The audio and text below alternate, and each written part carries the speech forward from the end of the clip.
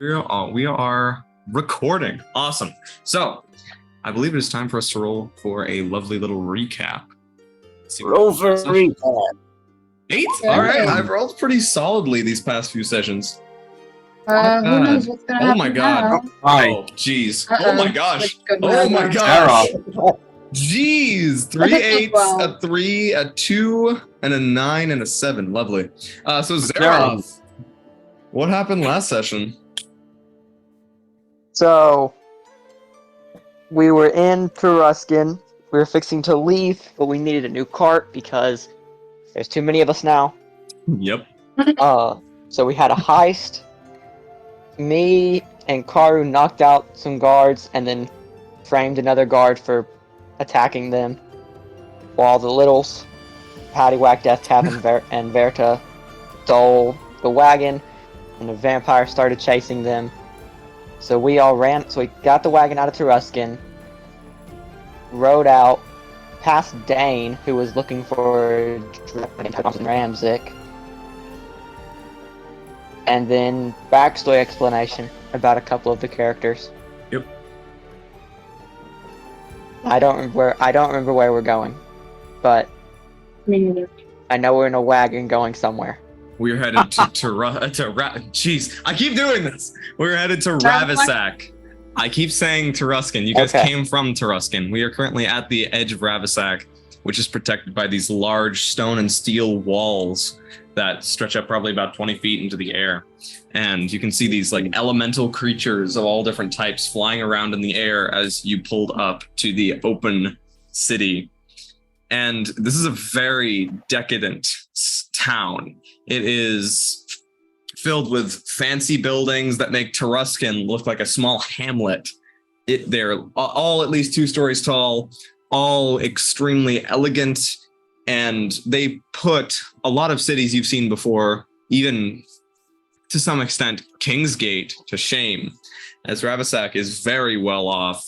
And the main attraction that you can see at the very back are a triad of extremely tall towers, which all belong with, well, they all seem to belong to another Octadic Ward of the Arcane Octad, along with several other conical shaped rooftops of these towers in the Octadic Ward in the city of Ravasak. And I'm going to pull you guys over to the map we've got set up as we enter the new city here. I've had this prepared since last week. I haven't really needed to do much prep this week, and a good thing, because I did not find much time to prep.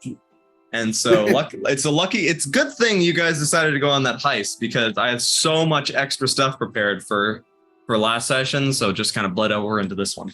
So since you guys came through the non-express route, you are currently standing on this bridge, or at least your cart is standing on the bridge, and you're looking forwards into this gorgeous city. And a couple things immediately catch your eye, and it's that this place is not as heavily populated with humans as some of the other cities you've seen so far.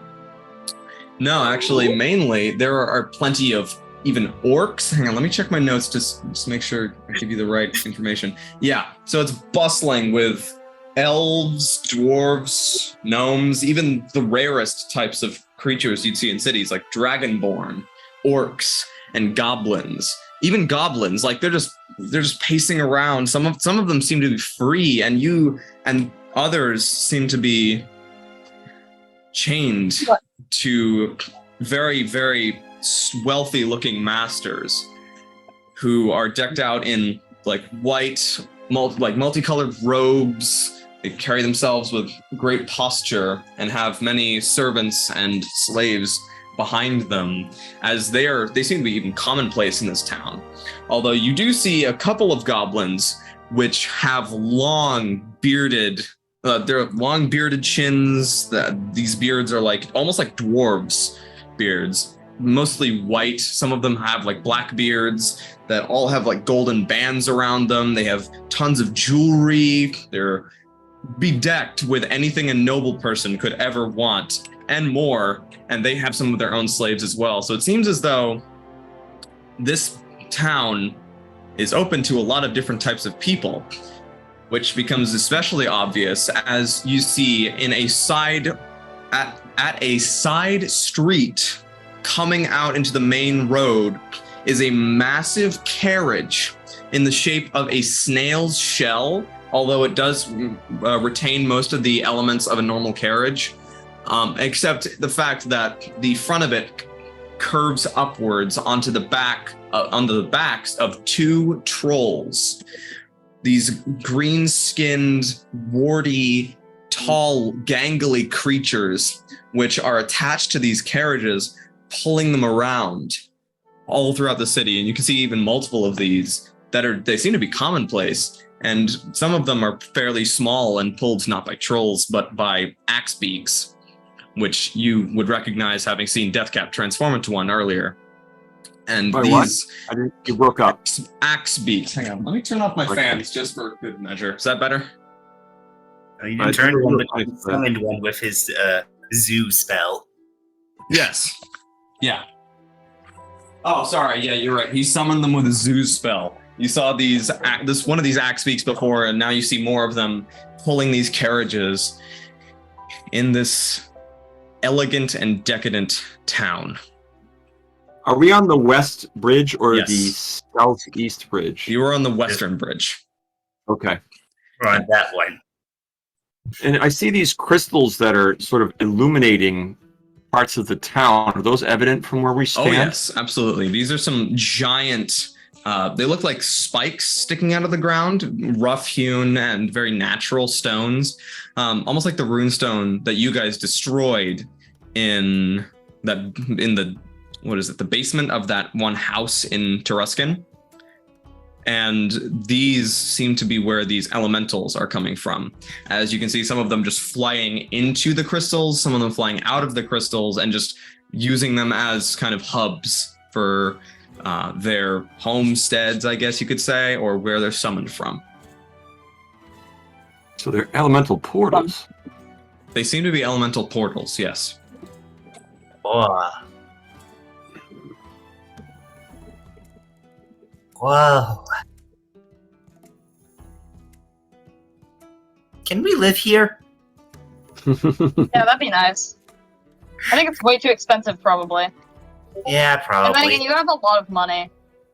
Yeah, I don't want to spend it on a house. Remember, You want to spend everyone, the heart, though?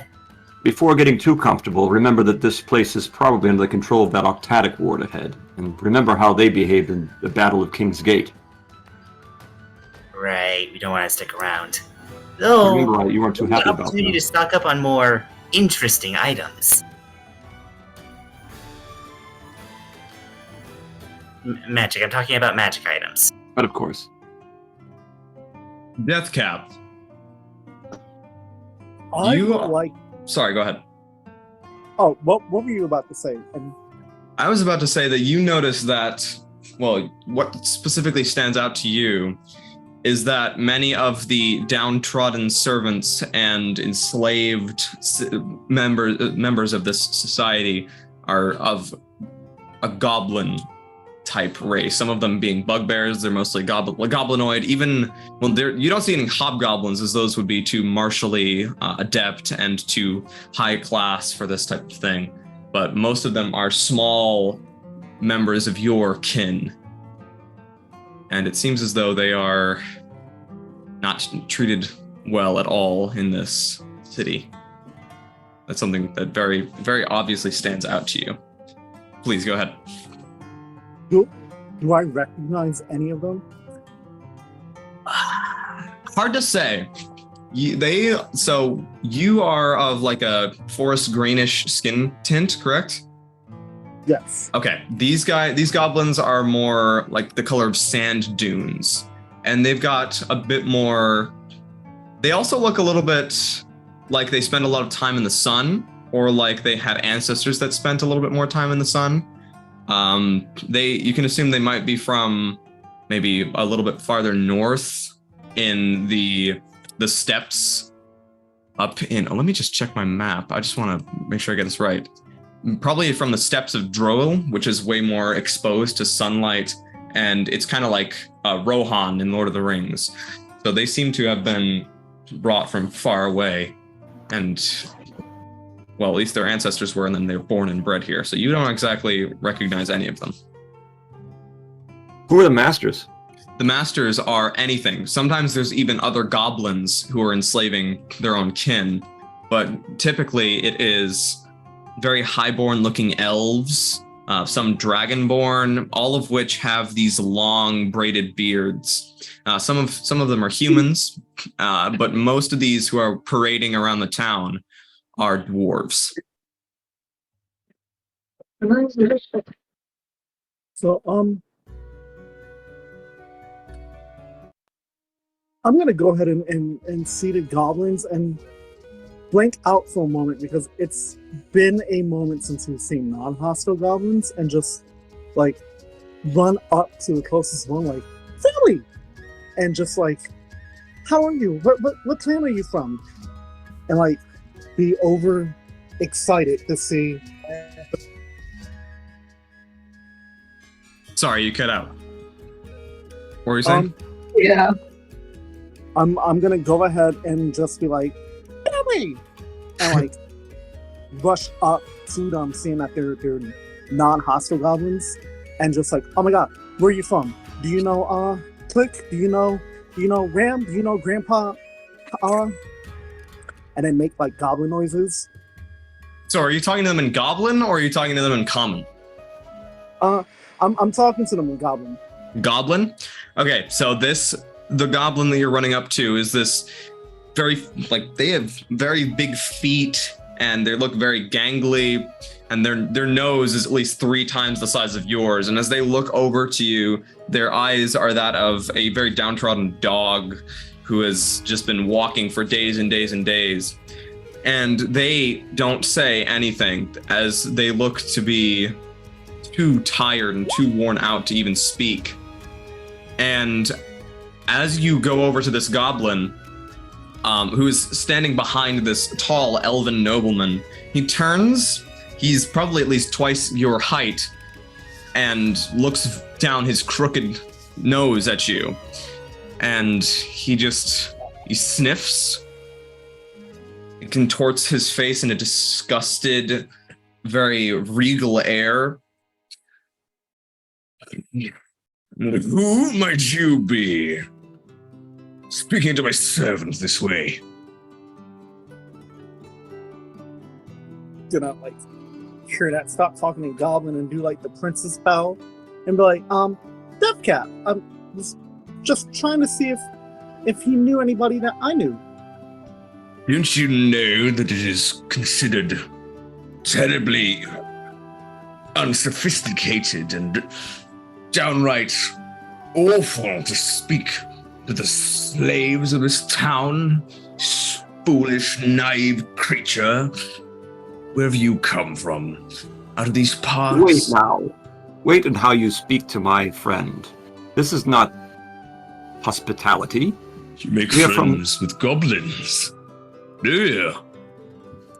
Indeed. I was gonna say, can I hear him talking Deathcap like this? Yes, definitely. He's Um, talking very loudly and almost like he's trying to attract attention. Is it causing a scene? Yeah, definitely. I'm gonna walk up and like kind of just grab Deathcap by like the back of his shirt and like throw him over my shoulders, spit at the guy's feet, and tell Karhu, move, we're not welcome. Oh. And just kind of try to pull the group away from this guy that's trying to cause a scene. Don't make me call the guards. You might as well get some lessons on culture in these parts before you even come marching in with this rabble. This time I want to spit on his shoes. You spit on his shoes, and he looks at you. He looks at you, and he sizes you up. Can you make an intimidation check for me? Tell me you're good at this. Wait.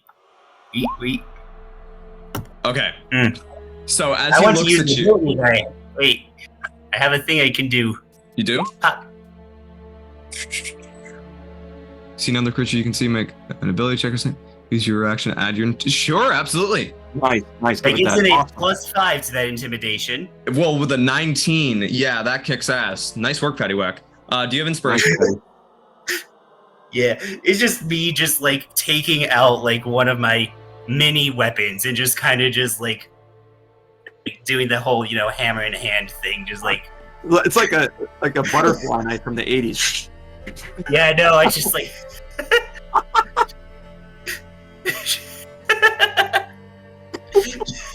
So, Zaroth, just like, you spit on Yes. his shoes, and suddenly you're feeling a lot more frightening. And this arrogant nobleman looks at you. He furrows his brow, turns his chin up even more so that he's almost staring right at the sky. Like it can't even go any higher than he's got it already without it look like he's just looking at the clouds. And thinks better of it, turns and walks away. Oh, actually, before he does that, he says to you, "Learn your place. But I may have to call the guards." Right after he makes that comment, I'm gonna toss a Goodberry into his mouth and just. You're always angry when you're not hungry. Eat. Okay. Are you tossing this Goodberry into the nobleman's mouth or Zaroth's? Into the nobleman's mouth. So as pulls the chin up, I'm just gonna toss the Goodberry into the mouth. Oh my god. You toss the Goodberry into his mouth. He crunches and then spits it out to the side and like starts.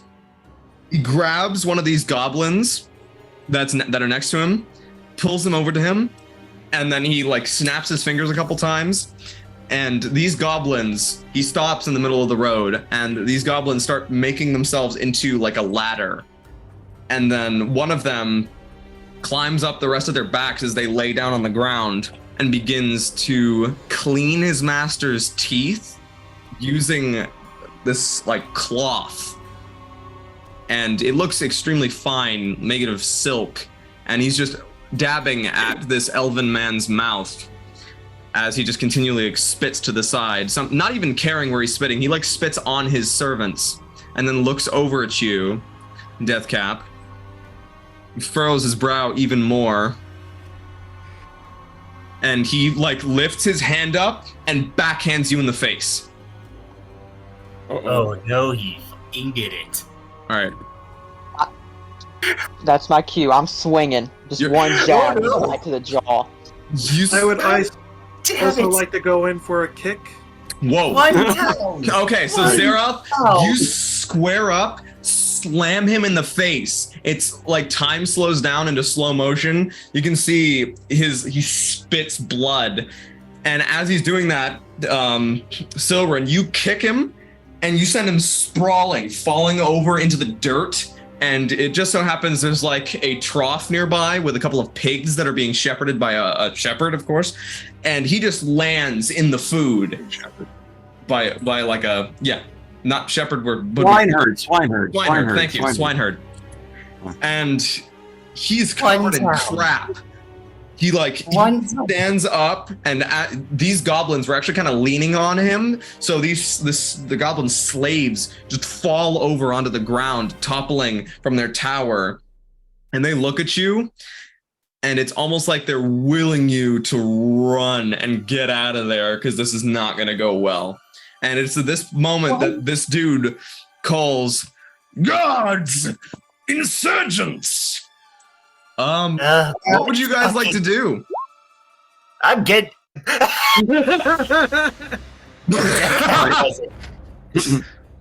Okay, which one are you blind? Who are you blinding? I'm making the one that just fell and shouting guards insurgents. I'm blinding him. Okay. He gets a 14 on its con save.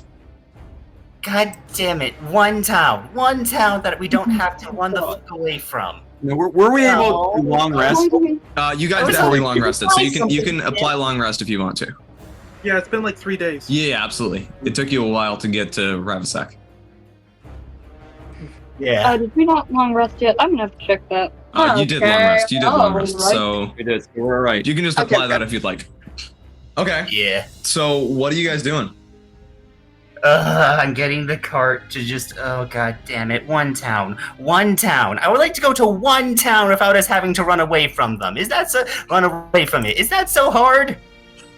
Just complaining while just waiting for everyone else to get in the wagon so we can go. All right. So he's in the pigsty, standing there and yelling for the guards. And he is now blind. Yes, he is now blind. And what does your Alright. blindness deafness look like, Deathcap? Your blindness here, I suppose. My blindness, it's gonna look like cute little mushrooms just floating from my hands to his face. Awesome.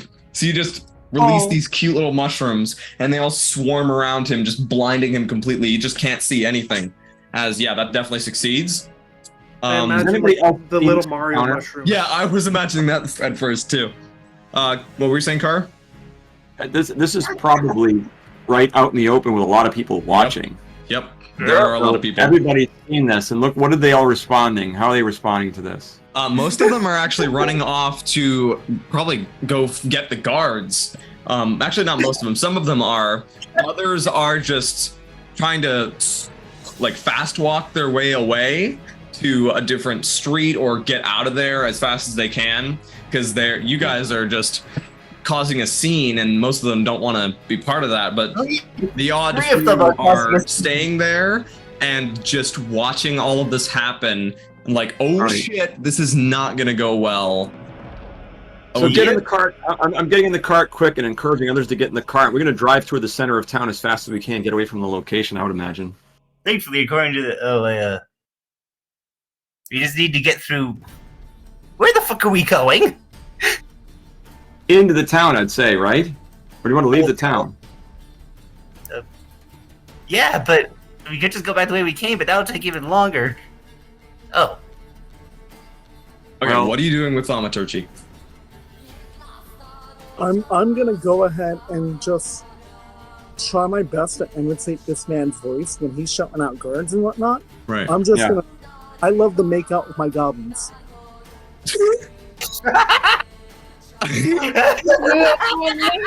Can you please? Oh my god! All right, that's Oh awesome. my. That's great. Can you make Now a have- performance check? Oh, this noble. This has been the most shenaniganry we've had in the most short time frame. Yeah. 18. All right. So you belt this out, and you had a very little time to talk to him and really hear what he sounds like. But you perfectly imitate his snotty, aristocratic, like very noble-like voice, and you belt that out like, I like to make out with my goblins or whatever. And a lot of these people just look at you with disgust, and then they just start leaving. And it's at that point that you see 6 of these elves, lanky elves, who are all have their mouths stitched shut and all look devoid of any sort of intelligence. You see of these Oh, God damn it. Not these sentinel guys watchers again. sprint around the corner, and they ready their. You see, like some of them point their fists downwards and release these like wrist blades, and they all surround you and are just waiting for something to happen. They're not directly attacking, and they're not entirely sure what's going on. But you're managing to keep your voice above this noble person who is just screaming because he's got this crap in his eyes and he can't see, and he's covered in dirt and muck. Not entirely sure what's going on. Well, sorry guys, but neither am I. Yeah, me neither. They're like, we're not. Like, yeah, no, I have no clue. Is that the Chaos Gremlin? No Is idea. everyone in the car at this point? Anyone in the wagon? Everyone I'm in looks the to wagon. Is everyone in the wagon? I'm getting in the Where are you wagon. going? I'm in the wagon. And we're peeling out of here. Where are you peeling out of? Where are you going? Depends, where are we? You guys are actually right here. You just got in the in the town.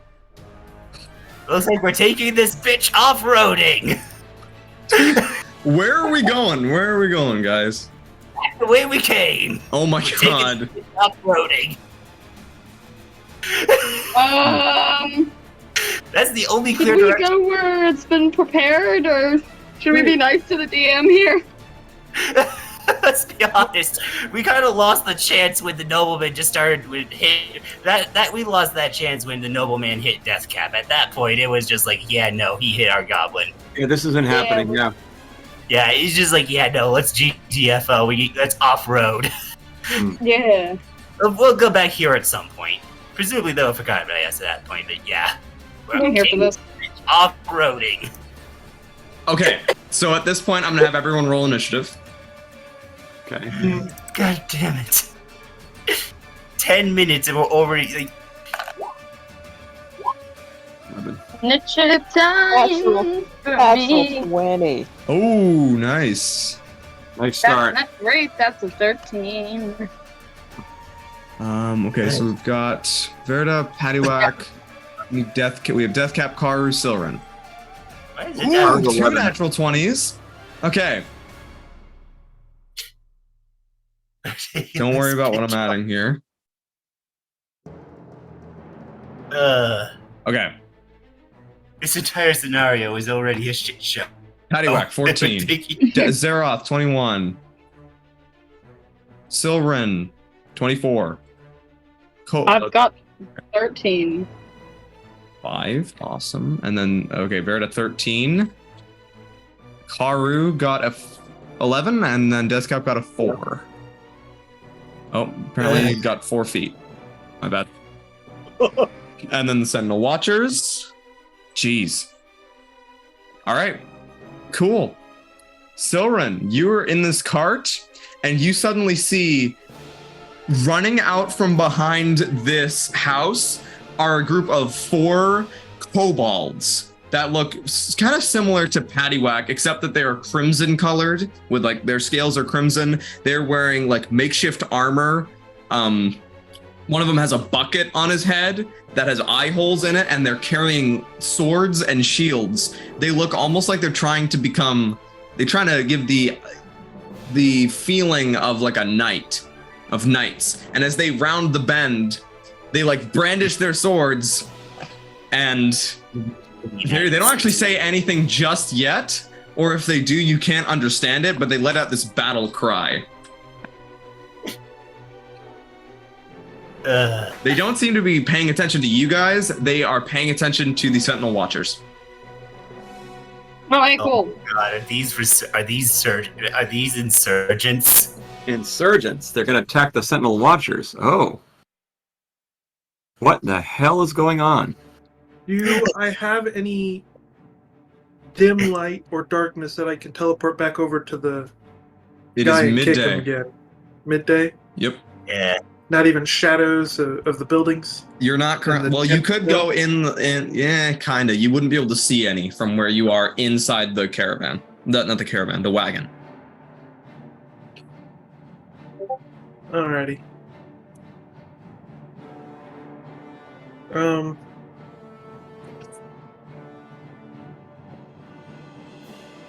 Well, I've killed some. I'll go ahead and just attack one of those instead of getting in the caravan. I'm going to attack one of those Oh shit, we're fighting. sentinel things. Okay. Which one? What are you attacking? The Sentinel Watchers? Yeah. Gotcha. So, You run over to them and roll attack. That'll hit. That will also hit.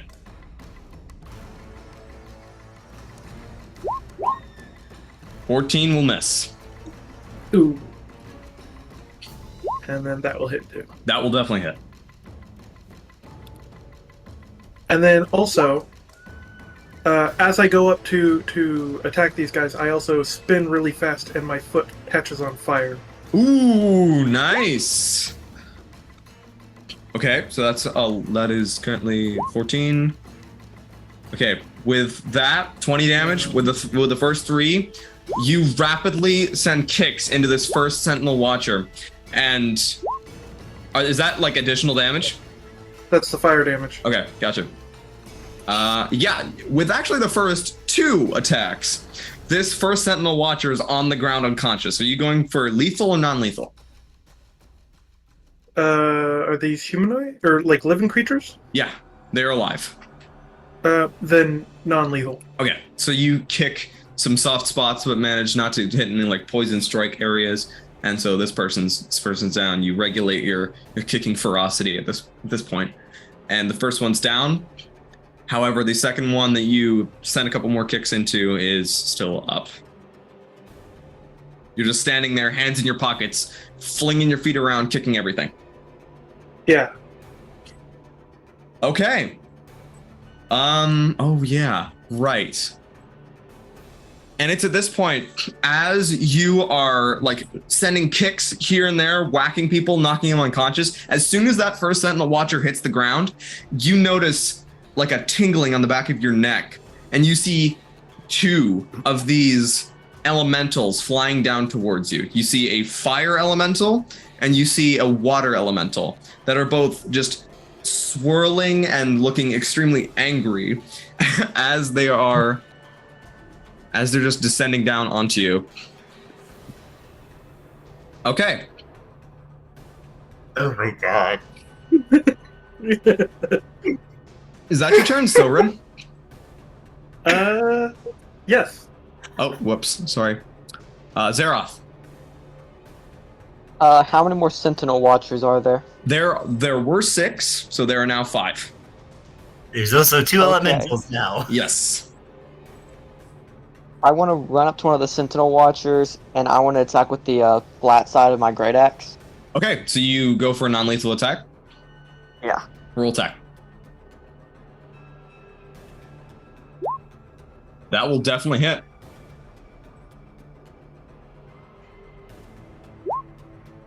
Five. This one is still up. As you slice into it, it's like not slice into it. As you whack it with the flat side of your great axe, this Sentinel Watcher stumbles backwards a little bit, looks at you, and looks not very happy with you. But they're still up. And then I want to go for my second attack. All right. Same thing, same guy too. Gotcha. Oh, that one probably 11 will misses. miss. Yep. Oh gosh. That'll end my turn. Okay. The elementals are both going to move 30 feet towards you guys. Actually, the water elemental is going to move 30 feet through the air, and the fire elemental is going to move 50 feet. They are currently about the fire elemental. The fire elemental is 50 feet away from you. The water elemental is currently 70 feet away from you. The water elemental is going to dash, and the fire elemental is also going to dash and get within 5 feet of. Actually, it's going to be in like the back row. It's next to the Sentinel Watchers, but not in melee range with anybody yet. Okay, Paddywhack. All right. I thought of something really crazy. Can I do a donut with the wagon? What does that mean? Do you mean you're like riding around them? Like when like a car does like a really tight turn, Yes. it makes a symbol with the donut. Yeah. Basically, I want to do that, but with the cart, with the wagon, to just hit all the Sentinel the Watch. cart. Hit Yeah, all fast. of them? Oh yeah, that's gonna require. Okay, so here's how this is gonna work. You're gonna make an animal handling check and a vehicle check, land vehicles check. Just A, to convince your horse or Annabelle to do this. No, the horses. And Yeah, it's secondly, horses. to actually do the donut. Can I use my vehicle proficiency with this? You can, yes. Yay! Alright, let's see if I can do it. 22? Okay, that succeeds. The horse is somehow convinced to. Okay, so at this point, Deathcap jumps off of the cart and lands on the ground, rolling to a halt, and then getting back up to his feet. Wow. Okay, so you're driving this cart forwards to spin it around. Make the other check. Alright. Come on, animal handling. Damn it! 11, as you're going, you don't turn nearly fast enough, and you veer off the road, and you don't end up hitting anything, but you can't complete the donut, and it's just a little bit different than what you're used to. I got behind them. You did get behind them, and you managed to hit 2 of them, so I'm actually gonna... Okay, where's the... You guys have... Let me see here. I gotta see I wanted to damage. do something. I succeeded a little bit. I got 2 of them. That's good. Oh, okay. Actually, one of them gets trampled and is knocked out immediately. Oh my god. The other one takes a total of 12 points and is mortal. Okay. I'm gonna say that takes up all of my turn. Yeah, that is fair. Verda, you're getting motion sickness as Paddywhack is trying to fuck with this cart and make it do a crazy donut. What are you doing? I have no clue. 1 second. I'm sorry. You're good. I think I just realized that, in fact, drawing and doing D&D is not the best combination. I agree. So I'm going to stop drawing. Because I haven't drawn enough. So I was like, I need to start All right, drawing. we're going to Okay, come back go to ahead. you. We're going to come back to you. You figure out what you want to do in your turn. Karhu. All right, so as they're spinning around here, I don't know. I'm kind of disoriented now, probably, right, from this whipping cart. Definitely. So originally I had an idea to cast something, but to start with, I'm going to take... I have an elemental gem. I'm going to shatter it. Oh my god. To summon an air elemental, right? Take inspiration. And I'm going to take... Okay, awesome. I'm going to shatter it. Smart. To Okay. What does release that the do? air elemental and then send it to go fight the elementals that are coming at us. Okay, you shatter this crystal, and not only does this air elemental appear in right in front of you, the crystal shatters, and this air elemental flies over towards these other 2 elementals. And as they see it coming towards them, they think, "Oh wait, these guys are actually with us. We don't need to fight them at all." And they turn and begin to leave the battlefield. Excellent. So you just Deploy. So with that, you take inspiration because that was a really good use of that that item. Remove the air elemental gem from your inventory. Right. And that is now that creature. We'll use its initiative as the elemental's initiative, even though they're no longer in combat with you guys. Okay. Is that your turn? Is that my turn? Well, it depends on whether or not I have orientation enough to cast a spell. Does the crystal say how long it takes to shatter? Whether it's an action? It's like actually I mean, I just deleted it, so I don't know. Whoops, It's a gen. Magic item. Expectation is probably the only thing I'm worried about is whether or not action to break the gem. it takes an action, right? So it's an action. So I'm toast, right? That's all I've got. Unless you I have imagine something for bonus action. My only bonus action, which irritates me, is 2-weapon fighting. Gotcha. That's all I've got. Okay. That's no good. So anyway, it makes sense because I got to send those. I have to somehow send the elemental off to go fight the other guys anyway. So that's what I've got. Yeah, awesome. The Sentinel Watchers, one of them has just been knocked over by a horse and is prone. So there are 2 that are down currently. There are 4 left. One of them is prone. 3 of them are going to run over to Zaroth and try to restrain him. Actually, one of them is going to try grappling you. We'll see how that goes. Natural 20. Zaroth, please make an athletics or acrobatics check.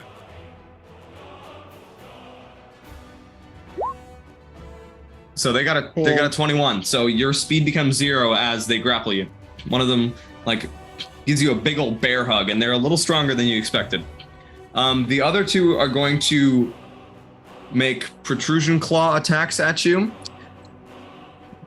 Okay. They're gonna go for non-lethal. They're trying to bring you in, not kill you. The first one is a 16, and the second one's a 10. Against me? Against you. The 16 hits. You take 6 points of piercing damage. And that's it. As that's their turns. But at this point, the guards have been summoned. These guys are the guards. And rounding the bend, you see a human man clad in this... Wait, hold up. No, let me check my notes. Nope, not a human man at all. I am completely wrong. You see a emerald green dragonborn stepping around this bend, and as he looks into this crowd, he's clad in like warrior's armor. He's got the seal of the town on his shield, which is on his back currently, and he's okay. And he's got this great sword on his back as well. He is currently not armed and ready for battle, but as he turns the bend, he looks very confused. And as he just stares around at all of you guys, he screams out, "What is going on here? I want an explanation." Okay. That. Should I wait for my turn to reply, or that guy points over to the currently blind noble, attacked my friend, and so we attacked back. It's not our fault he called for guards. Come quietly, or we will be forced to restrain you. Maybe we can talk there, then. I'd be amenable, but get these guys off my friend. Points to the watchers. Okay, Deathcap, you were gonna say something? I'm gonna walk up to him with my hands in like the handcuff gesture, and it's they were defending me. It's none of their fault. Like, take me, but leave them alone. Deathcap, did you skywrite the message like you were saying? No, now that he showed up, I'm not gonna skywrite. Okay, so he just showed up, and as you're walking over to him, can you make a persuasion check for me?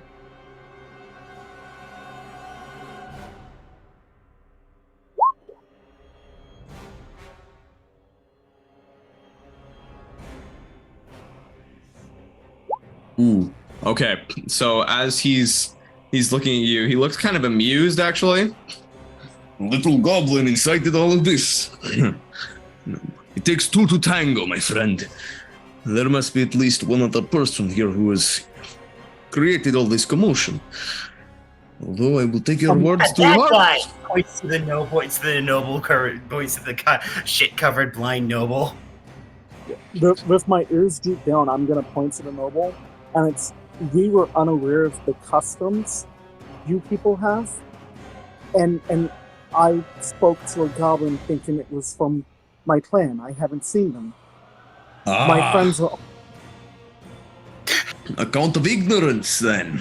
That is understandable. Sorry, please continue. And I'll take responsibility for my friends' actions. They didn't know, but if anyone's to be punished, take me instead. It looks like he would be agreeable, except that he looks over your shoulder and sees these 4 kobolds that are like running over towards the Sentinel Watchers, and they scream out, and they raise their swords.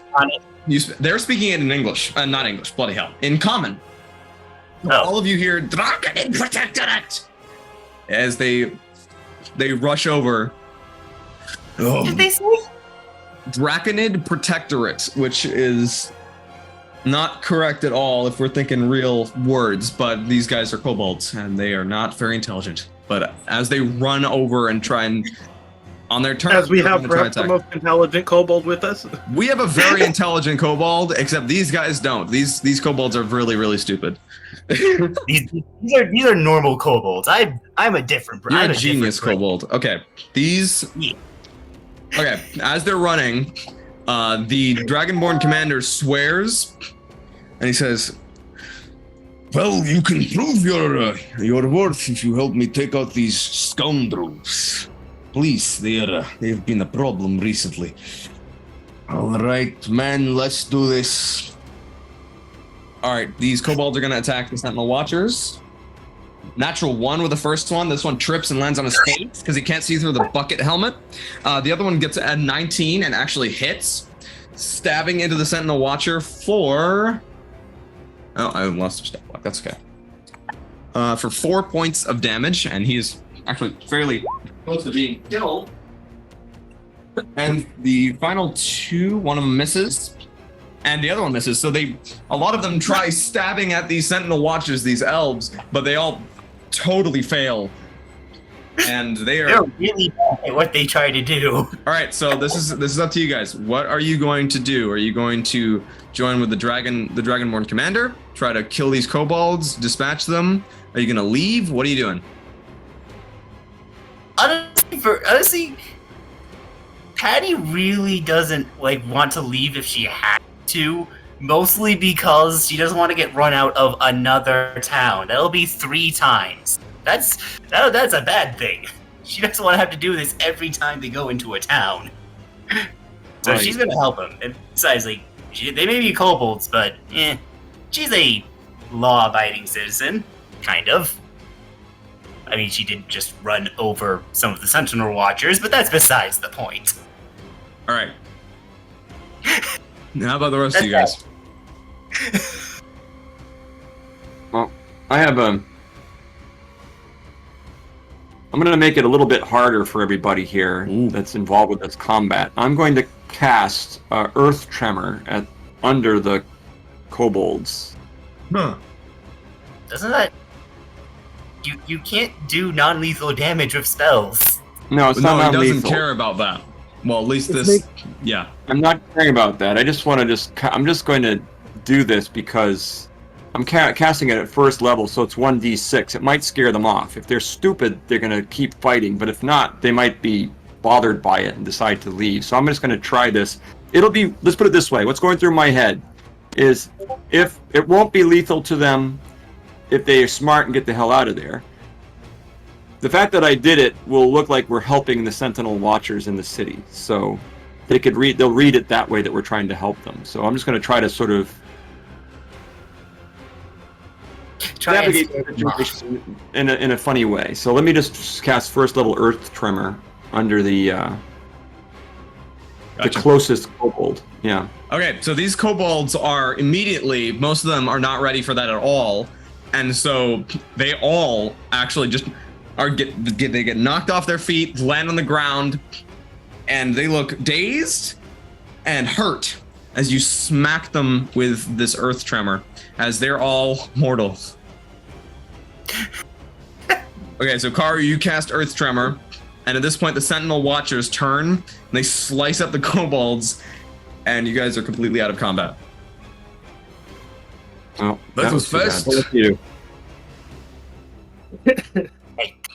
Okay, what about the cart? What's going on with the cart right now? It's the wrong way. Yeah, okay, fair. We got Murder that. can't talk. She's Gotcha. got a problem with her thing. We can go on to break in a minute. Whoa, Jesus. Yeah. Let's Troubleshoot just that finish. thing. Yeah, we can trouble that. 1 second. Gotcha. Okay, cool. Yeah. Let's see. All right, you guys are standing here. Or actually, Paddywhack, you're still in the cart. Silren. Damn it. Silren is standing in the middle of the square with Zaroth. Karhu's in the cart as well. Verda's in the cart as well. And Deathcap is right next to this Dragonborn dude. What are we doing? Stop the cart. He's just if this guy agreed, help him out. He, doesn't arrest us. Yeah. I would assume the cart wasn't moving because we were having this conversation with the guy, because we would have made a lot of... me too. So you rear the cart in, and yeah, it pulls to a stop, and he is standing there and it's waiting for you to get out and talk to him. Did? So All right, anyways, I mean, sorry, go ahead. we addressed them, the guys. So are we free to go? Maybe. Not yet. Not yet. I can't let this go completely unanswered. Well, we just did assist you with these kobold insurgents. You I would also have- and you said caused a no, bit no. of a scene, which unfortunately is not something that I can just let go.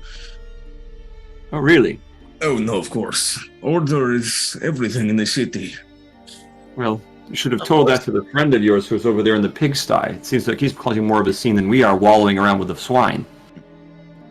Valid point, my friend. What is your name? My name is Sarbi. Interesting. Sharvi. I'm heading to the Octadic Ward. Ah, an Octadic Arch. Oh, what? An Octadic Wizard, then. Can't say Indeed. I can't I'm say actually kind of disappointed in this delay. We have been summoned to the Octadic Ward to meet with one of the Archwizards. Ooh, make a deception And check. we are expected. A deception check? Okay. Yep. Sorry, I cut you off there. You're expected. No worries. Good.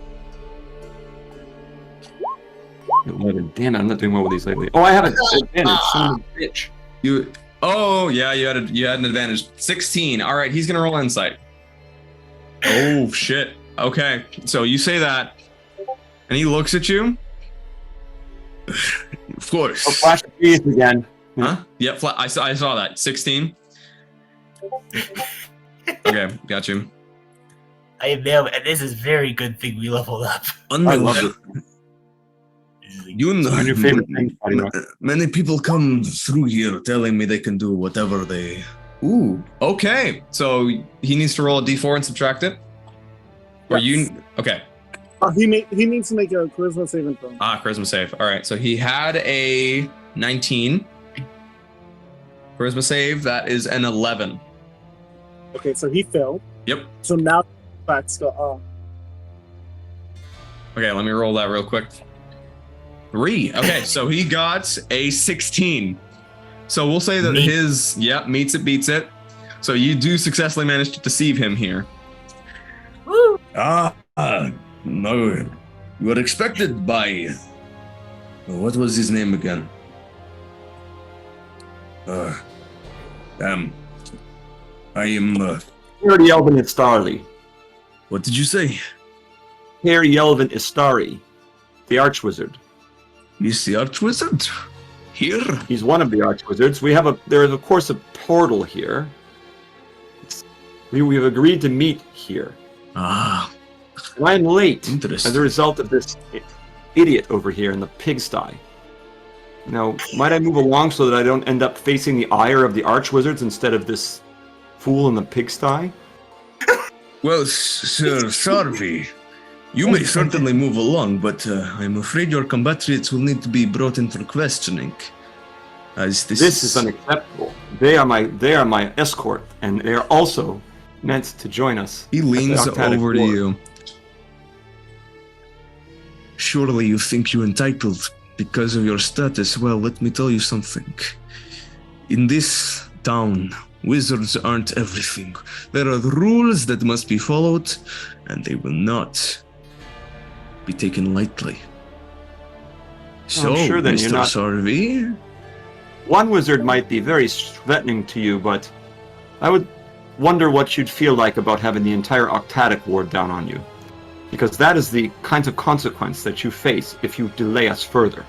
I'm sure it is. Yes, that's extremely terrifying. Well, you are allowed to pass. They are your escort. I will give you a new escort. I will bring you one. There are plenty. There are plenty of guards in this town, but I cannot let your friends Excellent. pass. Wait. What do you mean you cannot let my friends pass? They are my escort. They are supposed to accompany me to the Octadic And Ward. as I'm What is- saying, People don't understand. you are a wizard of the Octadic Ward, and they very clearly are not wizards of the Octadic Ward. So, I will get you a new escort. So take but a moment, and then you will be escorted. But they will be brought in for questioning. You, my friend, are wearing thin on my patience. These people who are traveling with me are meant to accompany me to the Octadic Ward to become part of an experiment, should I say. Risking not using larger words that you cannot understand. If you continue to delay me, you're going to face my wrath. This is beginning to get on my nerves.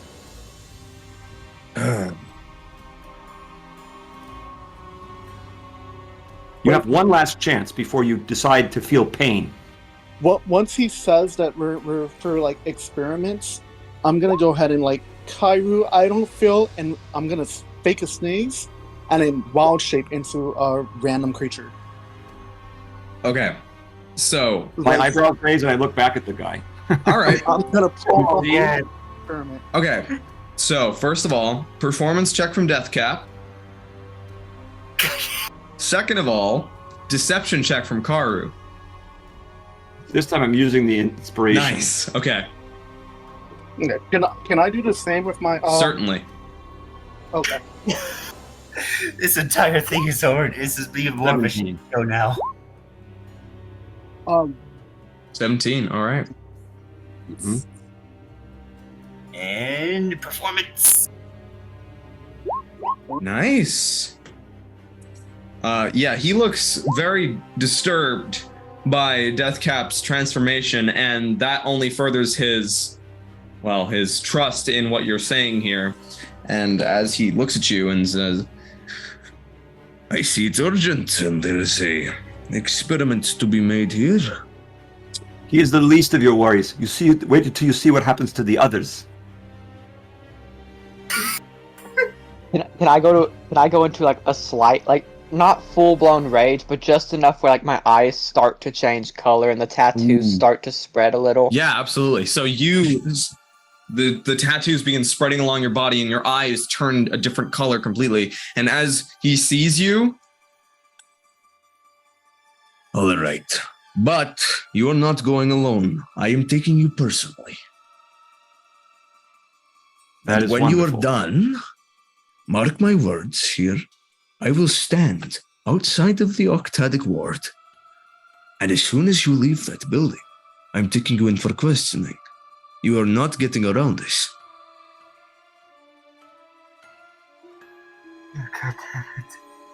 I am not pleased with this guy, but I'm definitely willing to have him escort us to the front of the Octadic Ward. But I whisper to... is he walking right next to me while yes, he starts he's to walking escort us? right next to you, making sure that you know he's got his eye on you, and he's dealt with people like you before. Oh boy. So I'm going to wait Right, until yeah. there is no... wait until it's reasonably... I don't know. That there are a few people around. How crowded is it right now? People are starting to emerge from the alleyways and the different streets again, and they're mingling again. And yeah, there are a few more people around now. Okay, as he takes us from here toward the Octadic Ward, the moment that we are alone with this guy, I'm going to do something. So let me know when that occurs. All right, so it's fairly crowded, but getting closer to the Octadic Ward, you become more and more isolated from the rest of these people who are out in the streets. Yeah, so it just takes a few minutes. Are we fully isolated? Yes. Yeah, okay. So now I am going to give this guy, I'm going to turn to him and I'm going to say to him, you insist upon being stupid. I insist upon So doing how my about job. this? I cast Rathalim's Psychic Lance on him. Oh, what does that look like? That looks like this. I raise my hand and I open my 5 fingers in front of his face and say, you are far too stupid to let follow us. I take my hands, I pinch them down into a like a chicken, you know what do you call it? I pinch my fingers, all 5 of them together, and from it this invisible dart just sort of goes directly into his mind. Boom, and his head snaps back. He has to make an intelligence saving throw or suffer that damage that I just rolled. Okay. He fails. Fails, 29 points of damage. As your psychic lance strikes into him, and his head jolts backwards. His head Why are we making so many enemies? leans forward again, and he cracks his neck, leaning to either side. I see you are certainly a wizard. That much was true.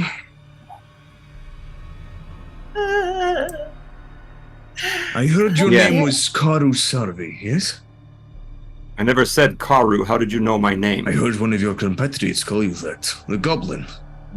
You You're look very as though- perceptive. Incredibly. I'm not very interested in your questioning. I could not care less. Listen, Karhu Sarvi. Your kind are spiteful, worthless nobodies. But they have power, yes? This power is something I cannot deny. But it is certainly something that can be quenched and scattered amongst rocks. I simply must call the right folk. If you make an enemy of Lord Akaton of Spyhorn, you will find that it will hover behind you and follow you wherever you go, and you will never rest easily. This I tell you now, as a warning, giving you the chance to turn and come in for questioning now. Or I will call someone that can suppress you, bring you in, kicking and screaming, and throw you into the dungeons for 1,000 years until your bones rot and you turn to dust. I wasn't going in questioning. Sorry, So say I don't that. anything else. You want to go into questioning? What did you say, Seld? What did you say that out loud? Yeah. That's like, I'm kind of calling that out. It's like, I'd rather be questioned than killed. Thank you very much. Well, Where? I warned you about what these folks are capable of. And I'm not happy about this questioning, as I said. This is exceedingly stupid of you to follow us here. As I said.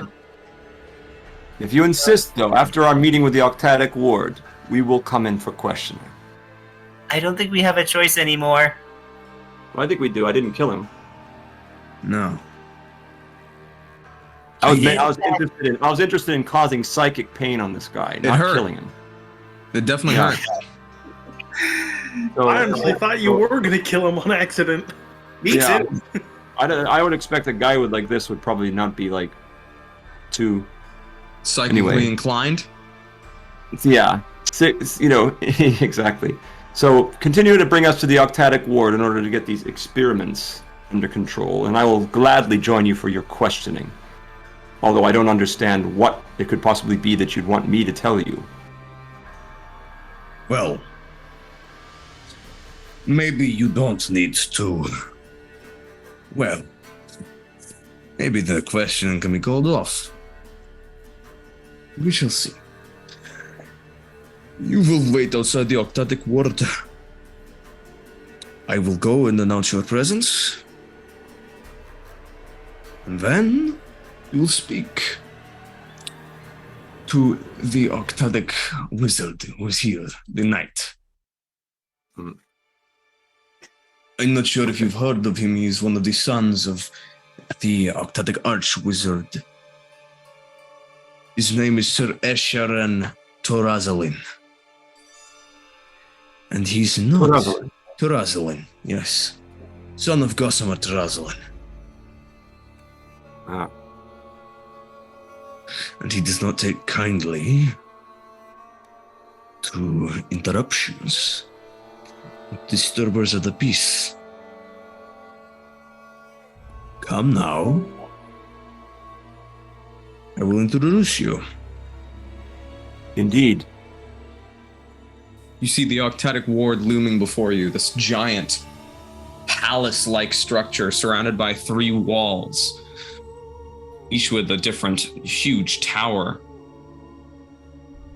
And as you move over towards it, you see this massive gate, this framed with designs of gargoyles and like golems that are protecting the ward.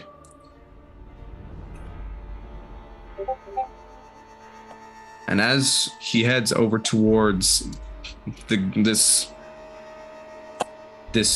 gate, Orthel, you're thinking you were about to, okay. And he goes over to this door, and he it looks like he's going to knock on it, but he just passes right through it, and like it was an illusion, and like it wasn't there. Who all is around us right now? There are very few people that you can see at the moment. You're right about here. Mm-hmm. Where again? Sorry, I was off on Discord. You're right about here. And we need to decide whether or not we want to stick around here, guys. Are the Sentinel Watchers here? Yes, there are a few Sentinel Watchers that are standing over by the streets. They're not really paying close attention to you guys, though. Let's book it. Yeah, can we sneak away? Is there any way we can get around the towers? Yeah, you could just leave if you wanted to. That's what we want to do. We want to leave quietly and get the hell out of here. We're gonna have a wagon.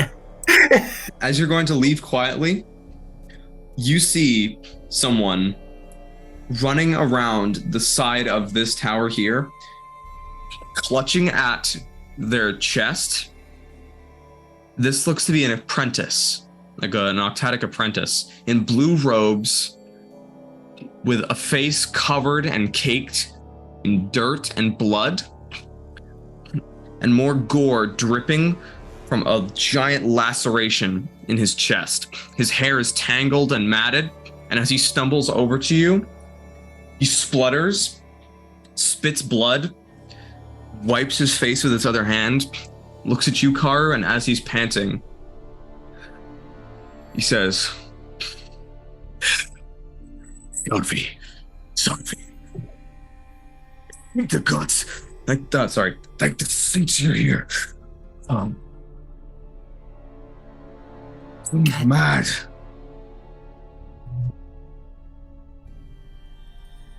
Oh god fucking damn it, I was right every goddamn time. Every time. Wouldn't it be every saint's time? Huh? He's looking for it. Yep. Instead of goddamn, it would be Saint's Dam. Saint's Dam, you're right. Yes. For his staff. He wants to find it for his father. I overheard something, but the golems attacked me. You have to leave now. All right, let's go. Take this guy with us. Or are we gonna get in the cart and just book it the fuck out of here? I'll be fine. All right, get out. Go. We'll take him with us. I'll be fine. Get out. All right, let's get the hell out of here. All right. God damn it, every single time. See what I mean about talking to, I mean, on the bright side, it looks Yes. like we're going to be running through the marketplace, so we could probably grab some magic items. Good idea. on the Let's way go out. in the market and try to camouflage ourselves and just get in the throng. Okay. You know what? We're going to lose the ability to use by the way, guys, we're going to lose the ability to use this cart very soon because we have to go into the swamps, muckwater swamps, and you can't ride a cart through muckwater swamps. Should we go back for that Dragonborn guy? Because if this... Nah. I'd say let's run through the stupid market. Is it crowded? Yeah, definitely. It's extremely crowded. All right, so I run into the crowd. All right, you Let's dash go, over towards this crowd, and you just melt into this crowd here. And you look fancy enough to blend in. Are we all going? Are you guys all going? Fuck it, yeah, if Karhu thinks this is a good idea, then it probably is a good idea. Yeah, None of why you- not? None of you stand out as you're running through this crowd, as there are so many different types of people here that you kind of fit in, honestly. And you see Mordi's several going through. different. Okay, gotcha. All right, you're heading into this crowd in the market, and it doesn't seem as though there are very many guards here. And you slip through using. Kind of using Zaroth as a reference, so you can see where you're headed. I see. And you finally make your way out on the other side. You can see the looming gatehouse towers that would take you out of this city that you just entered. I turn right. I talked to these guys. I said, listen, we have to leave the city now. If it's true what that guy just said, we are in danger. If they know I'm here, we're going to be hunted.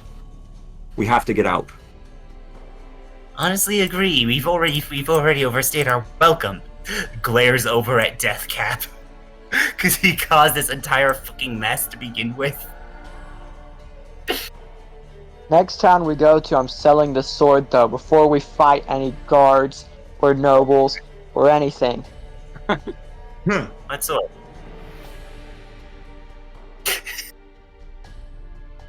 Wait, By you the mean way- the great sword?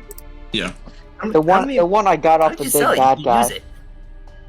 Because it's not as good as my axe. All right, but yeah, we do need to. We need to get the fuck out. Alex, are you gonna say something?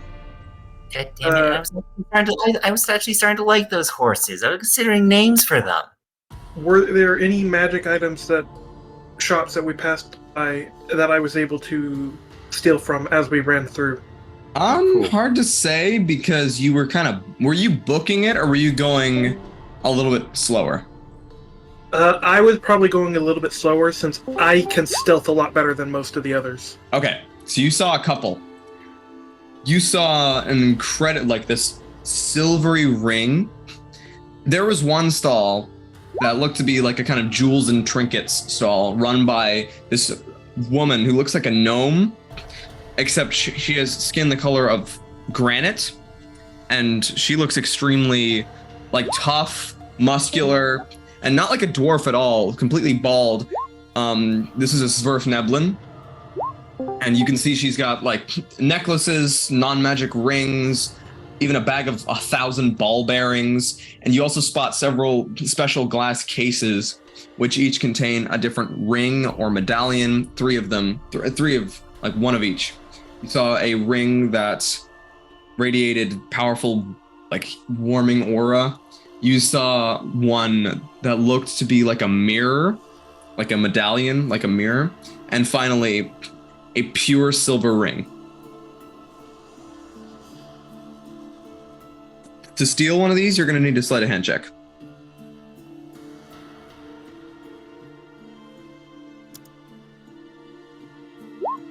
Crap.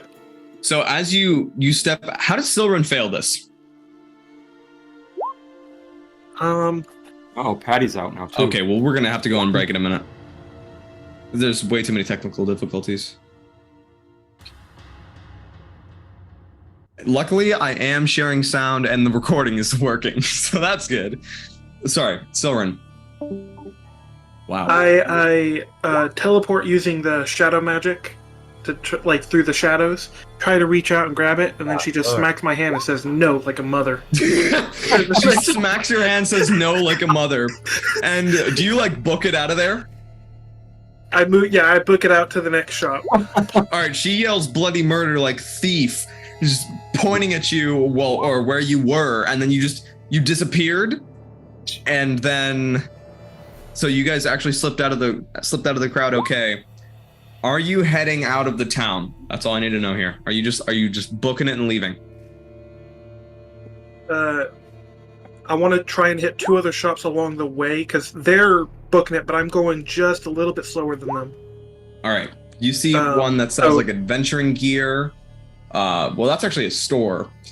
And you also see one that sells weapons, but none of them look to be magical or special in any way. And then finally, you see something that's selling like transportation, horses, carts, like feed for these horses run by a half-elven man. Nothing really special. Okay. Then I just move on and catch up with the rest. Cool. As you guys catch up, we are going to go on break to fix all this shit. Because, like, geez. Two different technical difficulties in the first, 30 minutes? Whoa. Hour. Geez, it's been an hour. Wow. Okay. So, we're going to go on break. We'll be back as soon as we fix all this crap. And we shall see here. All right. All right, see you guys in a few minutes. Yep.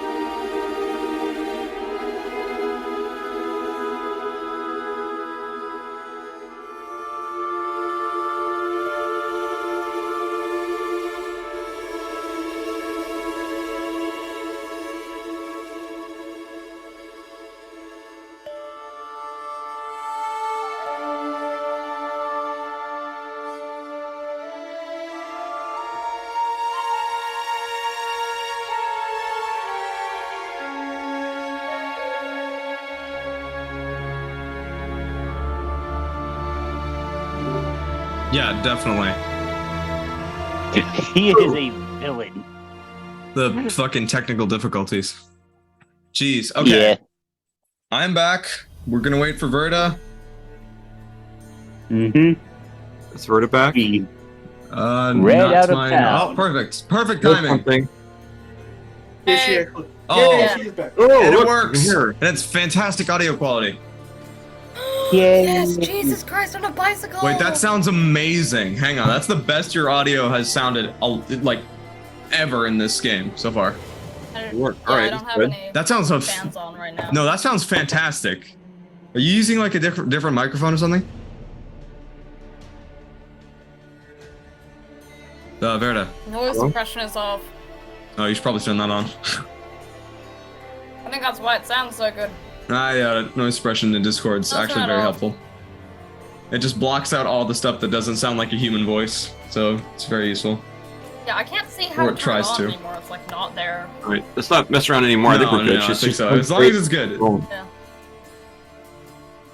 Yay. Okay. So we're out of the town now. Yes. You guys are So standing we're on wagging the us. outside of the town here. So we left the wagon next to the Octadic Yep, Ward. We're the screwed, right? yep, the wagon. You left that at the other gate. Oh. Other gate. Oh, we're not going back for it. Dan. We're not going back for it. Too I mean, we far could. away. Not like we paid for it. True. True. That's after all that. This is the thing that kills me, though. What we went through to get that fucking wagon. Everything we went through to get that wagon, and we lost it like this. That honestly fits D&D to a T. Oh, for real. Oh. Yep. All right. Well, so can we safely assume we're out of town now? Yes. All right. So we can start to make our way up the road. I'm a Yes, little you bit can. worried about. I'm worried about this Yeah, guy. we need to go off-roading because this way leads back to Teruskin. Right. So Torazolin, We though, need to I'm go worried that off-roading. We need to go up the river. Mm-hmm. We need to go up the river Yep. until we get to a point where we could feasibly cross. Yeah, ford the river. And I don't know. I'm very agitated. Karhu is very agitated because he knows that Gossamer, Torazolin, No, and 'cause if we Esharen came Torazolin from will over try here- to find us. Yeah, that's the way we're going to go, right? We came from over here. We're now We over did. here, and I'm assuming, based off of the direction we came, this map is sideways versus the Right. way it originally was, which means that going The other way? going this way is essentially the way we want to go. Do you guys Oh, want yeah. to pull back over to the map? The Yeah, just to see where we're Yeah, going. can we pull up back over to the Sure. fake map? Because You guys are currently right where the bridge on the map is. You're right there. Oh, really? Yeah. yeah, so we want to go up. We want to go We're right up. there? Follow the blue line. Yeah. You Yeah, got so a we want to long go journey ahead of you. towards. Yeah, want but to we're go in deep towards the shit, Tower everybody. of Fall. We want to go Yeah. towards the Tower of Fall, and then just cross this river at some point, and then cross this bigger river. Right. Wait, Karhu, didn't Mordi say that before we fought that demon, that his staff was in the stall or around that area? Yeah, what did he say? I can't recall it. My notes, I have to look through like 3 million pages of notes here to find that, but let me see. He did say that wasn't it over the... Where the hell was the staff, DM? Do you remember? Yeah, it was at the Tower of Fall. Right, Tower of Fall, like you just said, right? Yeah, but we can't get in there because it's like a weird... All kinds of weird stuff Magic going shit on. going on. Now, this guy's in Ravasak, though. I'm wondering. I'm a little bit nervous because if Torazolin knows... First of all, I don't know. Okay, let's stop for a second. So, quick question: who the fuck is Torazolin? Well, one of these guys, Gossamer Torazolin, is our Octadic Archwizard, one of the Arcane Octad, right? And so the trouble is, as I said before, these guys want those. If one of these Octadic Archwizards get a hold of another, vestige, everybody's fucked basically. And it sounds to me like Torazolin's lost his marbles, so he's going to want to get his hands on it. I don't know if he knows it's at the Tower of Fall, but he does know me, so that name gets to him, and we're going to be in hot. He's going to be coming after us. So, So we might be best to get the fuck away from the Tower of Fall and do what we were going to do, because if he comes after us, he's at least not getting closer to the vestige. but question, was he originally stationed here? I don't know. I remember when I did that roll, I had no idea who was here in Ravasak. I was basically faking it to try to get us away from that guard leader. Because if he wasn't stationed here and he is here, that means he's trying to figure it out. And That's right. He might be there, he might be able to get there before us. So maybe we need to get to the Tower of Fall rather than going up to deal with the hags. That would progress the plot. Yeah, yeah. I'd rather Karhu have an Octadic than another madman. It'll help us out in the long run. Yeah, I mean, it's the end of the world if he gets it. Let's put it that way. This Vex Mortem is the least of our problems. If this guy's crazy, he already has an Octadic vestige, and he gets a second one. We are all screwed. So It should be top priority to get that before he does. But you're right. I don't know that he's here all the time. Maybe he's on the lookout for it. So why don't we go to the Tower of Fall, find a way to obtain it? If we get it, that'll help us out in the long run, and it'll prevent somebody who shouldn't have it from having it. Right. And hopefully that'll keep Gameron at bay at times. It'll help you with Gameron. Right. Yes. Yes. I don't know if I can attune to it at this level, but Don't know about all this Gameron stuff, but hey, Matt keeping one bad thing from another bad thing. That sounds good to me. To the Okay. Tower of Fall. to the Tower of Fall, I think. We have no choice. It seems like our hands being forced here. Torazolin cannot get his hands on this thing. I am very, very sullen now because the Tower of Fall is, I can't remember the precise lore right now, but it wasn't in good shape when we first, it's like surrounded by storms and all kinds of whirlpools and stuff, and just like crazy. Yep. So straight over to Tower of Fall. Yep. I'm gonna look at Karhu, and it's like, if anything, it looks like this is the path Mordi wanted us to go through. Yeah. Yeah. I think we have no choice. Hey, we can pass by Diane's plummet while we're there. Yes. Yeah. Some plate What's sealing. that about, actually? I don't know. Yeah, that's where I landed 200 years ago. What? Dane's here now. He's been always here. He's just been Yeah, he's silent. just been here. Dane's been hanging out with all of us. So what, Dane? Dang. That's where I landed when me and the others from our group, the what's it called again? Venseer. That's when me and the other members of Venseer landed in this world 200 years ago. Whoa. At least that's where I landed. You left a crater. Yeah. The So gods sort of our going old home. world sent us here. How the fuck are you alive? Morty cast a spell using the wish and made us all essentially, not per se immortal, because obviously he's dead, but certain things won't affect us now. Fucking Such as wizards. aging. Fucking cheaty wizards. Nobody else noticed that the group was named after the weapon Alex had, or is that just coincidence? I was just wondering the same thing.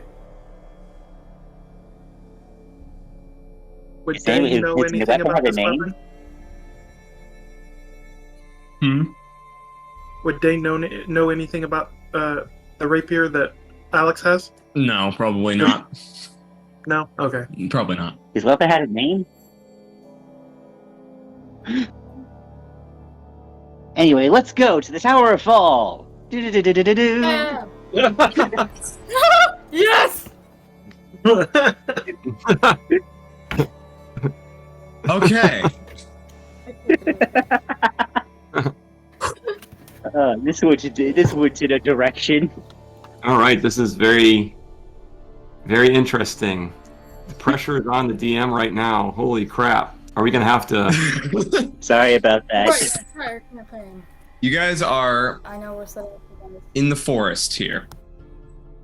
Hmm. Around you are these tall trees, hills, and a road that would supposedly lead back to Teruskin.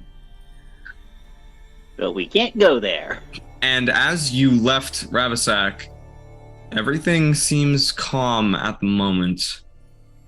So you're veering off the trail and following the river. Is that correct? How are you going to get there? Well, we're going to follow along the river because we know that it leads up to the Tower of Fall eventually from the master map that we have our hands on here. Okay. So, it took you roughly 3 days to get to Ravasak from Teruskin. Huh. So, I'm going to say it's going to take you about 2 days to get to the Tower of Fall from here. Okay. So, on the first day, I'd like someone to make me a survival check. Oh, I'm good at I got it. Oh, you got it then. Well, what's your survival? I have a +6. Yeah, you go for it. I got a +3. I also got a +6. Sheesh. Wow. Why don't you all work together? 3 people are better than just one. Someone could gain advantage. You're cursing in Goblin. All right. I didn't realize that. Oh, bloody hell. All right, so who is going to be making this check? Oh, I just did. You did? Yeah, it's not showing up in No, the it's not. thing, though. But it did show up in the other one, in Beyond. I got to check that. 18. 18? Okay. The first day is completely like clear skies. It is smooth journey. Could someone please roll me a d20? Yep.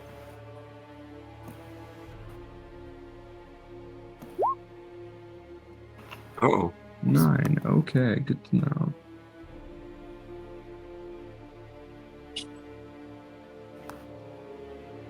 All right, hold on for 2 seconds, please. And then, could someone please roll me? Let's have Deathcap roll a d10. Oh, hang on. No, roll a d10, but I'm at the wrong table. Okay. That would be worse. Yeah, that would be interesting. Ooh, interesting. Oh! Inspiration. No, you can't have inspiration. D10. Damn it. All right, hang on. I would have just... Okay, well, in that case, suddenly you guys come across a clone of Dane, as I'm going to need someone to roll that again. Otherwise, we have the same random encounter from last time. Okay. I'll roll it. Actually, Tell roll a me there's d12 two for me, because I Danes. used the wrong die. Oh. I just used a 10. Let me switch over to a 12. Mhm. 11. 11. Okay. Would have been funny if it was the same number. 11. 4 again. Okay, can someone also roll another d12? I got it. Awesome.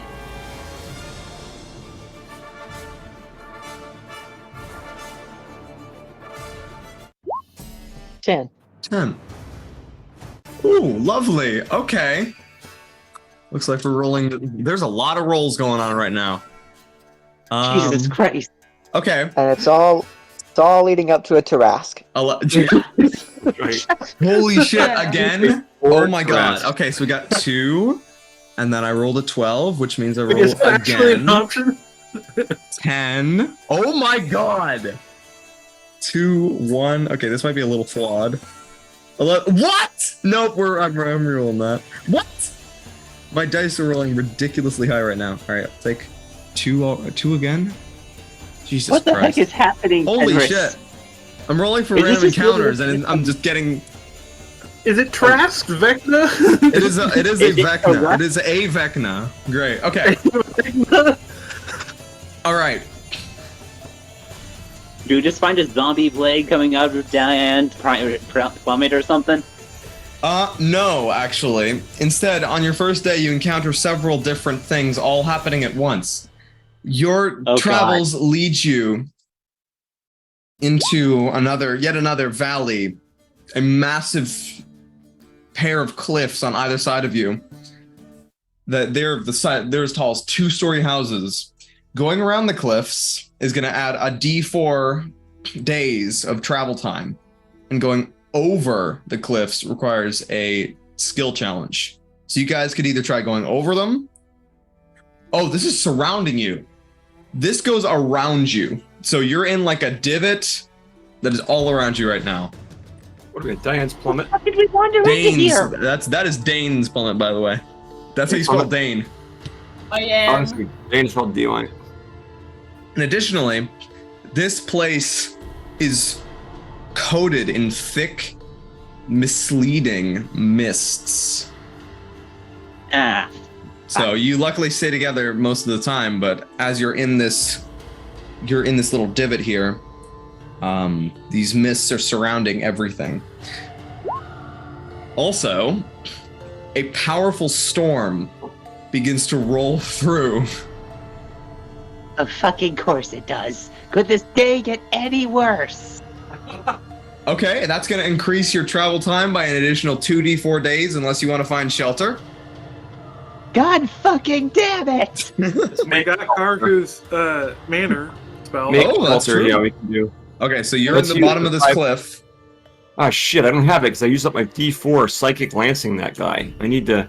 Oh, we've been traveling for a day, so I can get back then, right? Okay, Yep. so let's use the private sanctum to, So you guys long rest in this little area here. Doesn't Verta have tiny hut? Yes, Verta She does have does. a tiny hut. So you're Doesn't good tiny either hut way. manifest a little hut that acts as shelter? It does. I don't know that mine does that, actually, so I won't cast it if she's got that. No, I think Sanctum does it. It's more of a field effect than an actual building effect. Yeah, that's the effect that I thought it had as well. It's like magical shelter rather than like shelter from magic effects and things. Tiny hut seems like a better choice. All right. So, Verda, are you casting Leoman's tiny hut? Yep. Awesome. Yep. You guys get a long rest Let me in. go find it. God damn, this music is not working with me right now. It's doing all the most epic, crazy shit. All right. So, you're in the bottom of this ravine. Got displayed. There we go. Verda surrounds you with this miniature hut you all get a rest in. But you're still within these cliffs. Like I said, it's going to add some travel time if you want to travel around them. Or you can try to go over them. Which would you like to do? Why not through them? Through? So I misrepresented what they're actually doing right now. It's like a U in front of you and all around you. You could go behind, so they cut you off in front. They came around and closed off the path. So we either have How to do you climb find them, a dead or end? You either have to Middle of climb the them or wilderness. backtrack and go around. Well, it's no point now. It's wet. right. It's gonna be really hard to climb it. Oh yeah. We should go around. Well, I mean, is it worth trying to do it? It could possibly Depends. it could work. How well can you take a fall? Not very well. Yeah, me neither. Also, I'm tiny, so can we not and say we did? Can we not and just go All around? right, let's go back. Let's go back and go around. Let's take the 2d4 days. It's steep and now it's wet because of the recent storm that just passed through. Holy shit. Okay. Going all the way back adds an additional a lot of time. This does not make sense. We're gonna do, actually it's 1d4 because you guys didn't try to find shelter. Right. So nope, going, we just made shelter. this is a wide place and you're right next to Dane's Plummet, which is a huge crater that raises up around it, almost like taller than these hills that are surrounding it. And since you have to get out and go around, this is gonna add 4 days of travel time. 4 days. Damn. I'm Good thing we concerned we're gonna good get Barry. caught by. I mean, I can't imagine that this freaking Torazolin's not sending people after us. He knows that we're here. He's gonna think that I have that staff.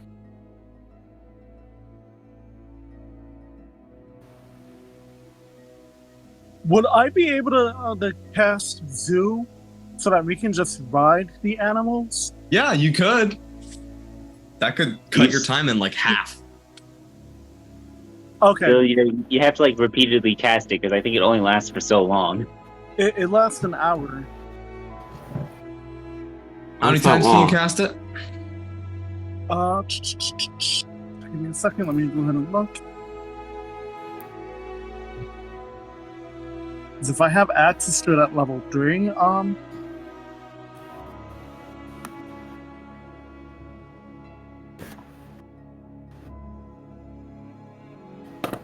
I can cast it a total of 4 times. 4 times. Okay. It's 4 hours worth of travel. 4 hours of travel. I can cut. Wow, that's. Let's just say it cuts it down in half because that's too complicated and kind of a pain in the ass to deal with right now. All right. So let's just say it cuts your time in half and you only travel for 2 days. It is currently the 4th of Forotis, which is the month after Napra. So it's currently, you're in the next month now. We're getting closer and closer to winter, and the nights are getting colder and colder. Can someone please roll me another survival check? Not me. Somebody else do it. Oh my god, not the combat.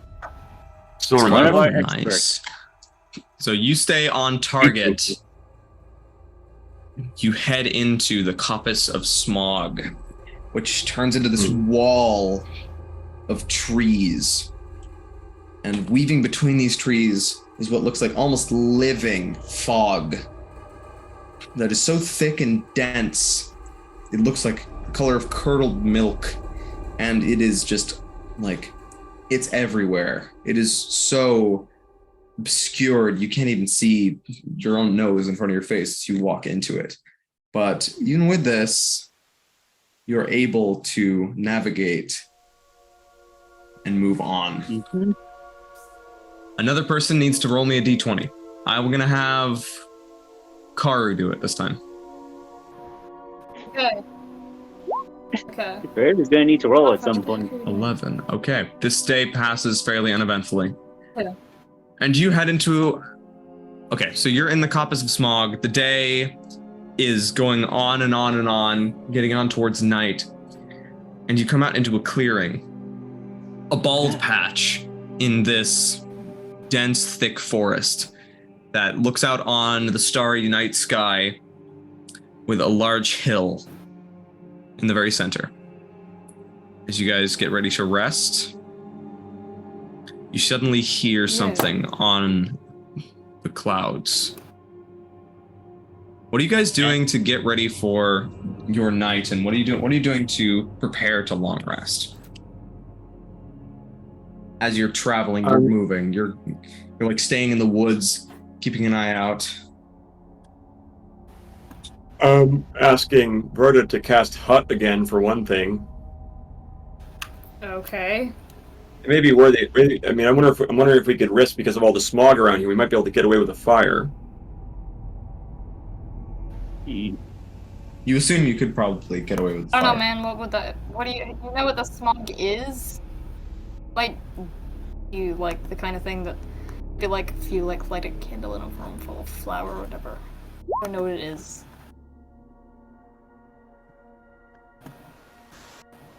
It's probably keep it just, on. I don't know what it is, but I just know it's going to give us cover if we light a fire. And it's cold now. It's getting colder because it's going to be late autumn, right? It's getting kind of late on them. Yep. We would I'm try to actually write kind of wondering about this coppice. What the fuck is this word? Coppice.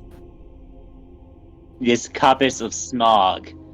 Would I know anything about this coppice of smog? Roll history. Ah. History. There it is. 15? Old legends say that some ancient being prowled these woods, but those are probably like wives' tales and things that you can disregard pretty confidently. There were also some old legends that these used to be breeding grounds for like outlander dragons, such as dragons that did not live in the ebony wastes near Mount Balzor.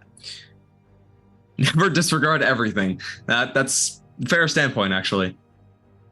But besides that, this place is kind of desolate and barren, and not many people live here because it's very difficult to navigate. Do I perhaps have a theory as to why this place is just eternally in smog? No idea. This has been here for eons and eons and eons, or at least for a very, very, very long time. It occurs. Yep. Well, as far as I can tell, fog is magical. They said this place used to be breeding grounds for dragons, but I don't know. This place is just really fucking weird, even compared to most other places. How about a history check?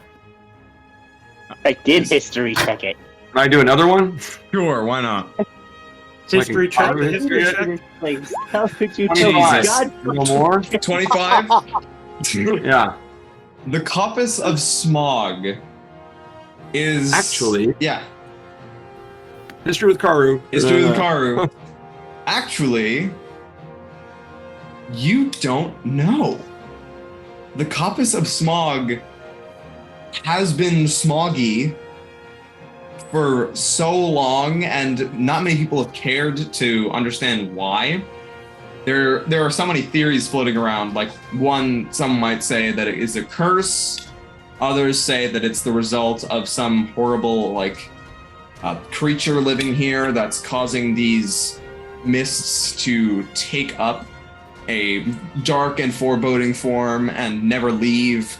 Some say it's a natural phenomenon, but no one can really agree.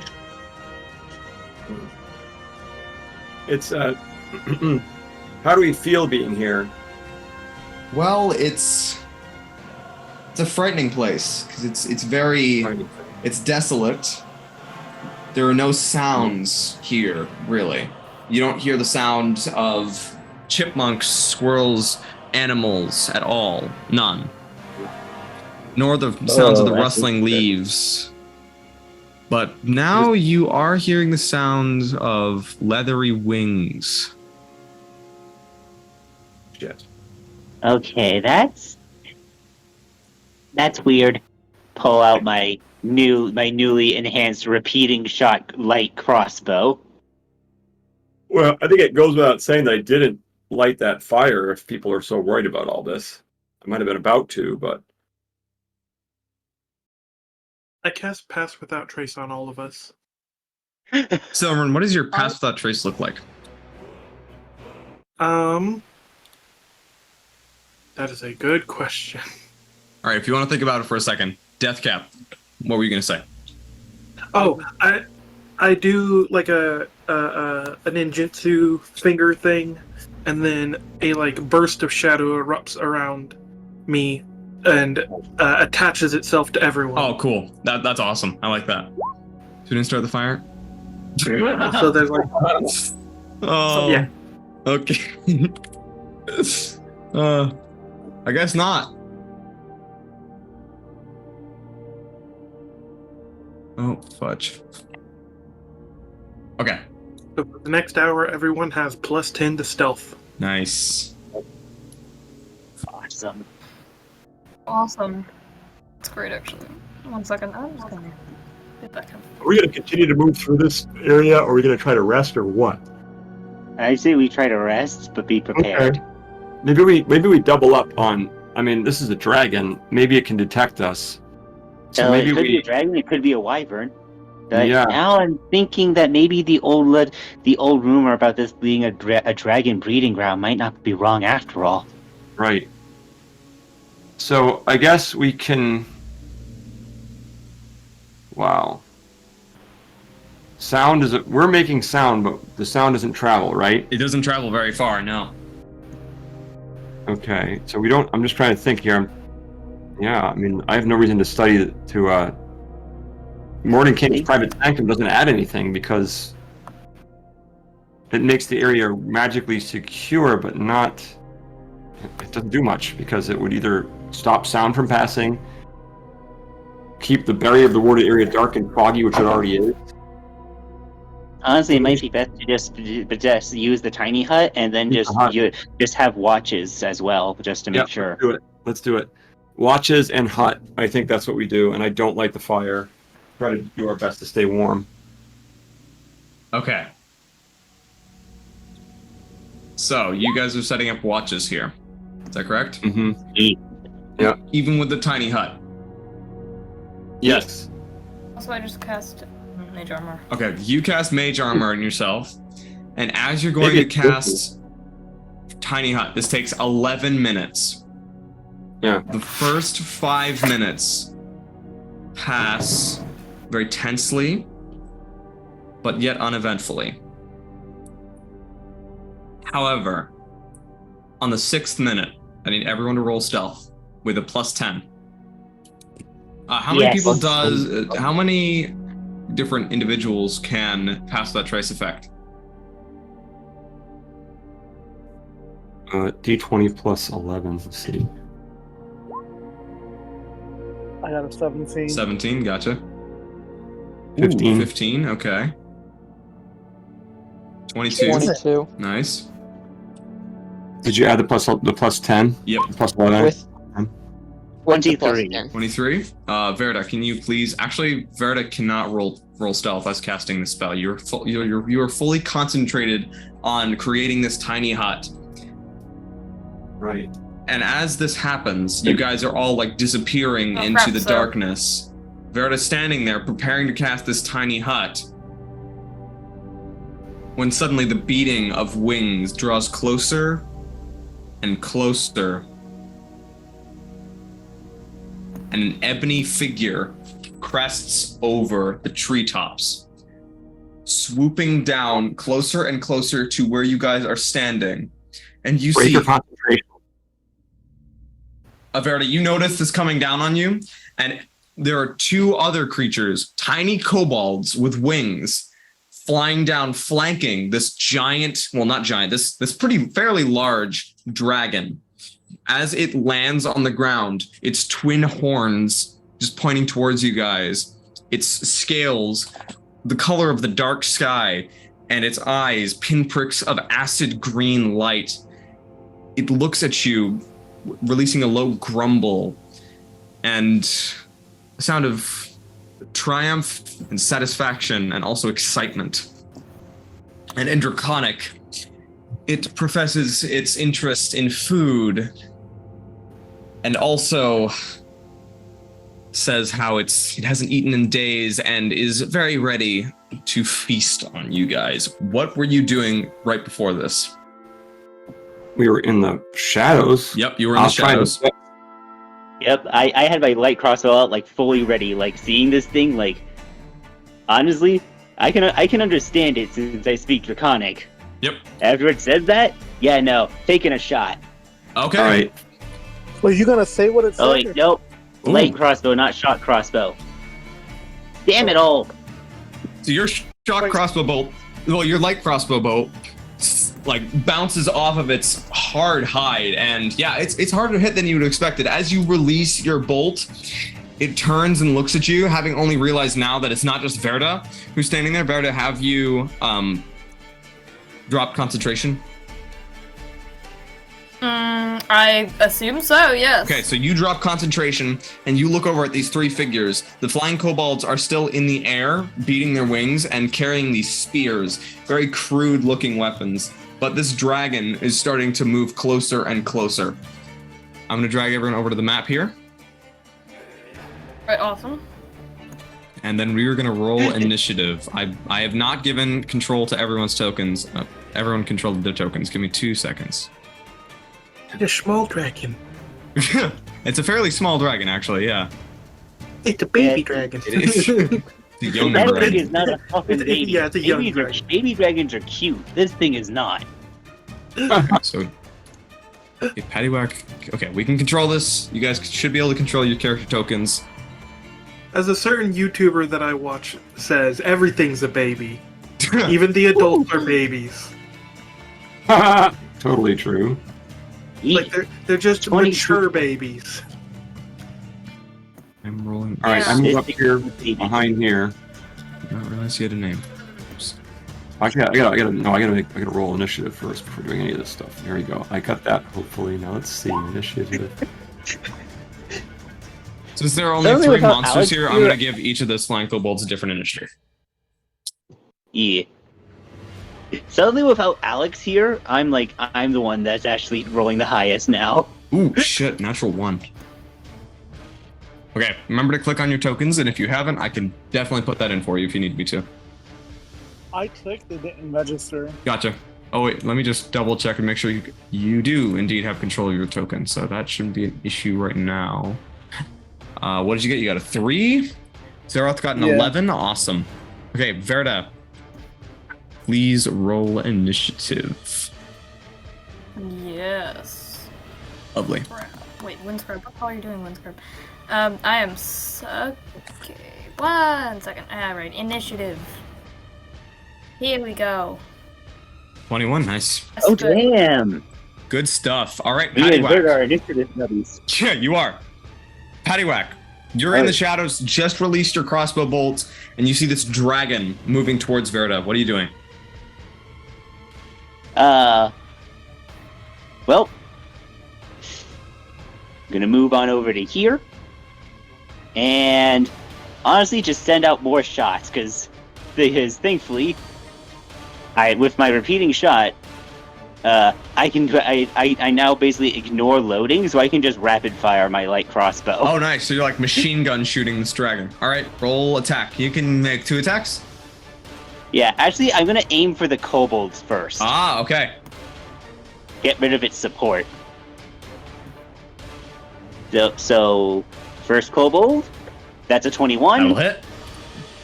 Yep, and let's see if my shot kills it. 11. Yeah, it's dead. So as your first crossbow bolt sticks into this thing, it's flying in the air, and then just like when a plane gets hit, spirals out of control and lands into the ground. And it doesn't explode, but it does kick up some dirt as it is instantly knocked unconscious and killed with a nice, well-placed shot. All right, your other Yep. attack? And second one,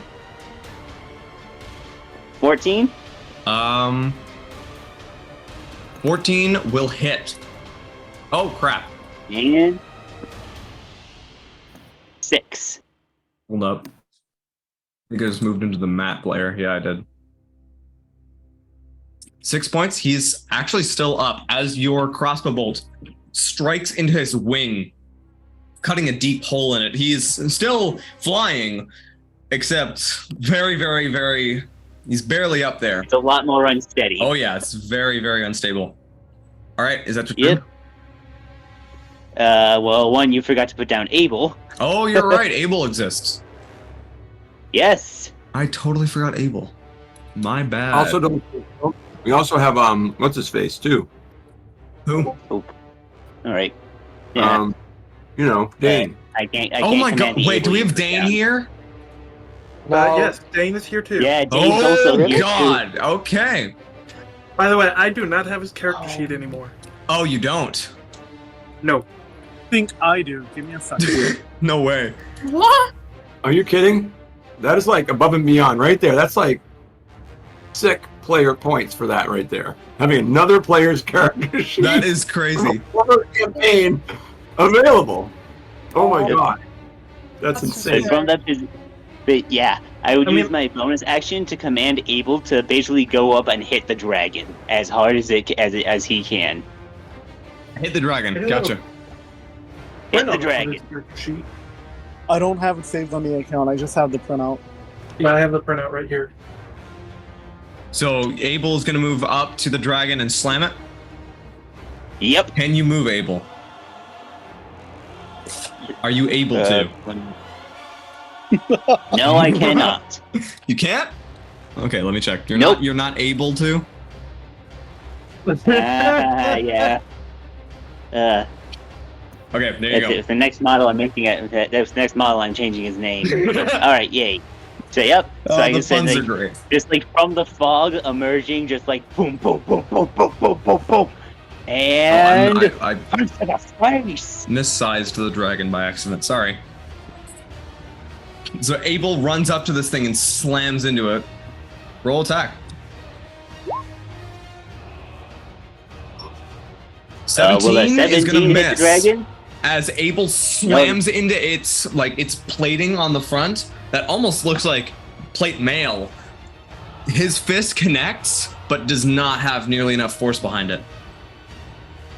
Wait, that's 17. 17, yeah. Oh damn.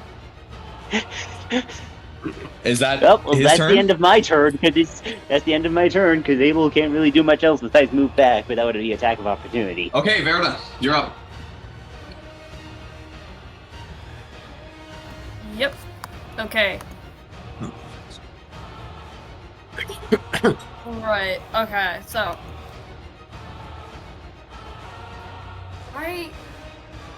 So we're fighting.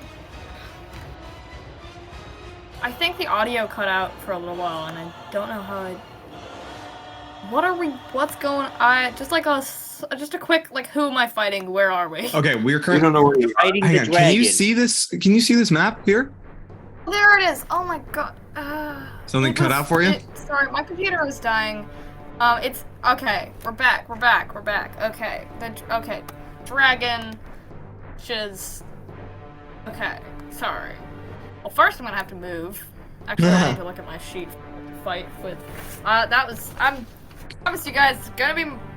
This is gonna. I'm gonna. Let's go to Karhu first, and then as soon as you get a handle of what's going on here, then we can loop back to you. Does that sound good? This won't happen again.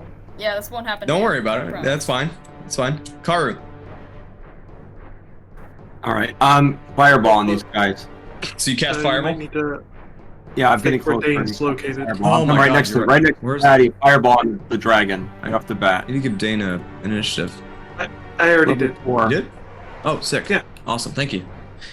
I have his character sheet, Oh. but it's on print. 27 points. 27. All right. So you cast Fireball, and as this fireball is launched forwards, the dragon turns its head, and it spits a beam of acid, which suddenly it travels farther than you think it should, and it's like a tiny glob that connects with your fireball in midair, sizzles, and in midair it just poofs and is gone, as he is going to use one of his innate spellcasting to cast Counterspell. That's an awesome way to counterspell. Yeah, you just targeted spits and counterspells your fireball.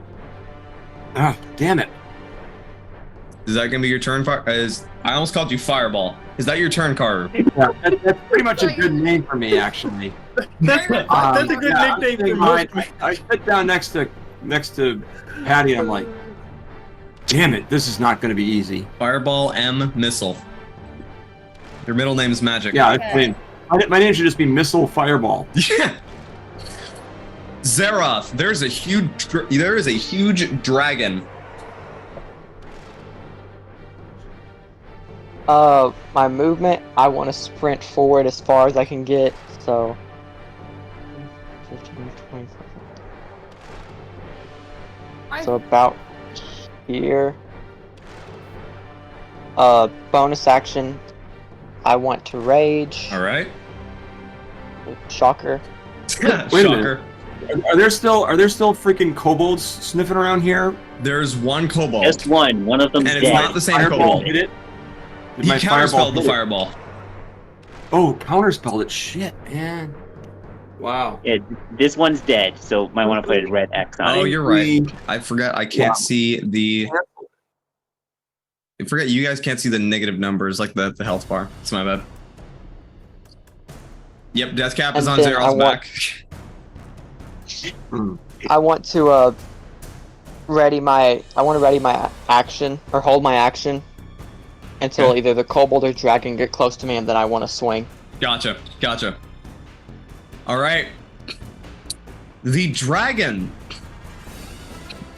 All right, let's see here. Let's have a look. Let's have a gander. All right. Hang on. How long is this?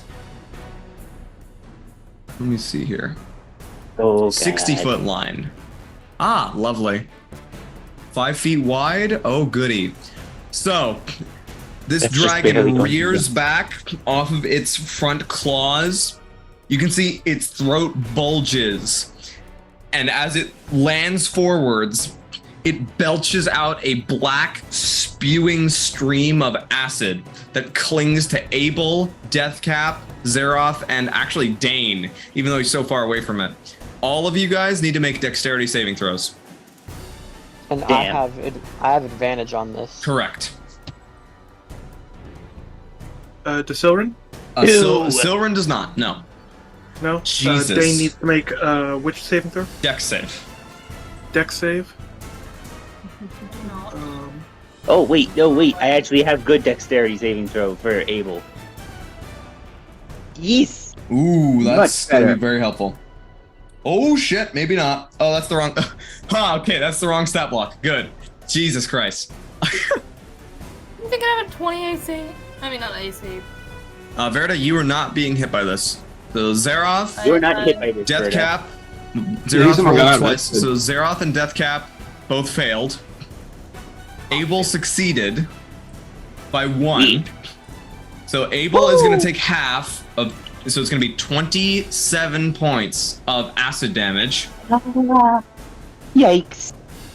as this corrosive material clings to his armored body and begins to melt it away. I don't know exactly how to describe Abel other than that. Yeah, like no, that's a pretty accurate. It just starts melting him. In fact, it pretty much just melts his arm off because he only has like 15 HP left. Okay. Dane succeeds as well and will take 27 points.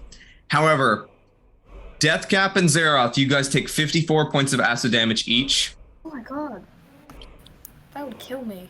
It's dangerous. And as this dragon lands forwards, it sneers. And it says nothing.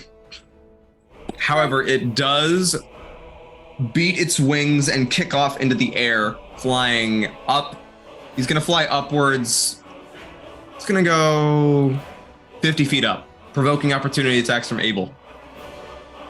Oh, can't Abel not I don't make think opportunity attacks? I don't think so. No. Gotcha. So he flies 50 feet up into the air. Silren, you're farthest away from these things. And this, you're like a melee dude. Dane actually goes up first. Dane goes up first. Did I not? 'Cause he's a 9. I didn't fix the initiative. My bad. Yeah. You stealthed Dane in there. Oh, you should have gone first. That's fine. I'll fix that because Dane is. I think it makes Dane's just gonna Dane's just kind of chilling as he watches what they're doing. But Gotcha. for the most part. But so yeah, that makes sense. He's gonna like let the dragon go first and then he'll attack. And he's going to pull out. I need to make sure that I've got this right. Because it's yeah, that should be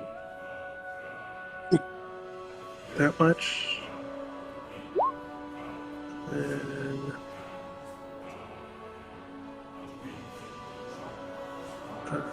And yeah, I think that should be right.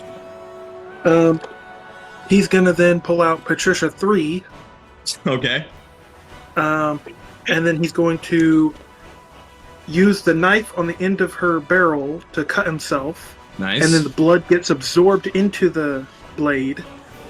And a magic circle appears at the end of the barrel. And then he uses the blood curse of the eyeless to attempt to blind the dragon. What is the range on that? 30 feet, so he doesn't need to move up. Yep. He's moved You're way exactly up. 60 feet away from him. It's Yeah, also right. flying 50 feet up, so I don't think you can reach Oh, it. that's true. He did fly 50 feet up. That. Oh, he wouldn't be able to. Mm-mm. Give me 2 seconds. Gotta figure out what the hard part about flying enemies. How do you represent that on computers? All I right, know hang on. that there's a virtual tabletop where you actually get to apply like a height range onto That would the be token. so helpful. All right, so you're currently 61.03277807887 feet away from him. No, he's So According not to- close enough. 9 feet away. He's 55.9 feet away using the Pythagorean theorem. Same, He's I just used the 25 Pythagorean theorem. Okay, then Great. All right. Same thing. if that's the case, then he still wait. pulls out No, you're Patricia right. 3 and Sorry, Karhu, you're completely right. I measured from the middle of the dragon. You must have measured from like the edge of the dragon, which is fair. So yeah, like 50 feet away. Okay, no, what I did was 25 feet and then 50 feet up, right? He's not 25 feet away. He's 35 feet away. Oh, wait a second. So that's it. You might be right. Let's see. He's It turns 30 out to be feet, actually. 61. Did you get 61? I got 61, yeah. 61 is it. So you are currently 61 feet away from the dragon. 61. Yeah. Shit, mate. Wow. I gotta measure mine out. I don't know.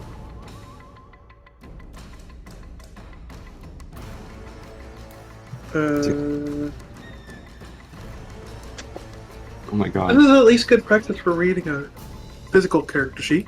True, it is. He is going to activate one of his rights. What is that? That's a bonus action, I believe, right? To activate that? Yeah. And then, yeah, that's a bonus action. I take 1d10 damage. Gotcha. Boom. Necrotic damage. Ooh, 1 necrotic damage. Nice.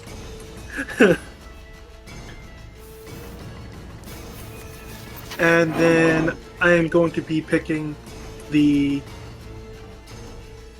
I'm going to go with the Frost Right. Nice. So then I get to do 1d10 frost damage and make 2 attacks with Patricia 3. So The gun. that is... Yes, The pistol. the gun. Karhu, you're currently 78.1 feet away from the dragon. Yeah. Yeah, that's what I got. Same thing. So which means I'm 20 closer hits. to the dragon. Yes, you are. That hits. And he makes a second attack. 32 hits. I'm most confused. Who would have I mean, guessed 32 is going to hit? This is what happens when you have a level 20 character come in. I know. I did not realize Dane was... I didn't think Dane was going to stay with you guys for this long. I mean, that's Well, why I'm he did- like, he's gonna leave as soon as we get across the bridge. Well, we never got to that bit, so apparently he's still here. Yep. That's fine. And then it's slash R 38. Oh, jeez. Yeah. My god. 2d8 This plus is I like a don't want to see five. Dane crit right now. I do not want to see Plus- Dane crit. 1d10. I do. I do. I want Yeah. to see those guns. Like Yeah. that I really wants to see. Like she wants to study those guns. It's just like, Holy crap. give me. I want to look So- at them. Okay. 23 damage with the 7 of that one being cold damage, and then 18 damage with 2 of that being cold damage. Ooh, okay, cold damage. My Gotcha. god. Okay, That's so your bullets pierce into this dragon's hide, like ejecting this dark greenish liquid blood onto the grass as it sizzles.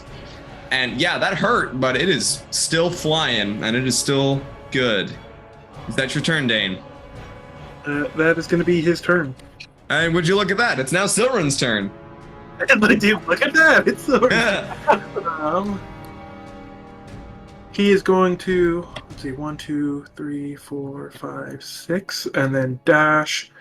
1, 2, 3, 4, 5, 6, and that is the closest he can get. Very nice. Okay, so that's your turn. Did you dash? Did you Uh, dash as a bonus action? with Oh a wait, key point? actually, no, wait. Oh, wait. Because it's 1, 2, 3, 4, 5, 6, and then What is the distance from? Because I can bonus action teleport. Yes, I am within range.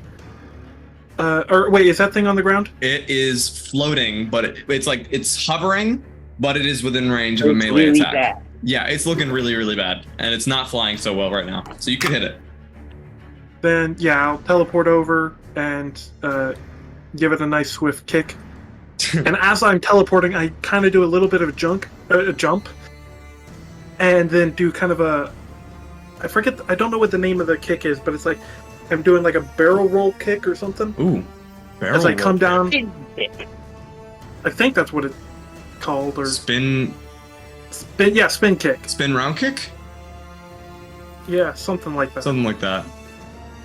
Flying sidekick? I don't know. Just do like a 720. Oh yeah, 720 spinning hook kick. Yeah. And then Bam. two of those. Okay. Boom, boom. Hits. That's probably not going to hit. 11 will miss, yes. But the first one definitely hits. 10? Yep, okay, so he's -9 health. As you smack him with a flying kick in the air, and he's pushed out of the air completely. His bones are completely destroyed as you slam him. And he flies back like 15 feet. Why? What the fuck? What is Roll20 doing? All right. Cool. Yeah, he's dead. He dead. Very, That's very, good. very dead. Is that your turn, Soren? That is Silrin's turn. Oh, Slinger. Okay, Deathcap. It is your turn. How high up is it? 50 feet. Oh my god. Mmm. I'm Check gonna this target line, I can't, so. I'm gonna go ahead and look at Zaroth and be like, "Do you want to kill it?" You can kill it.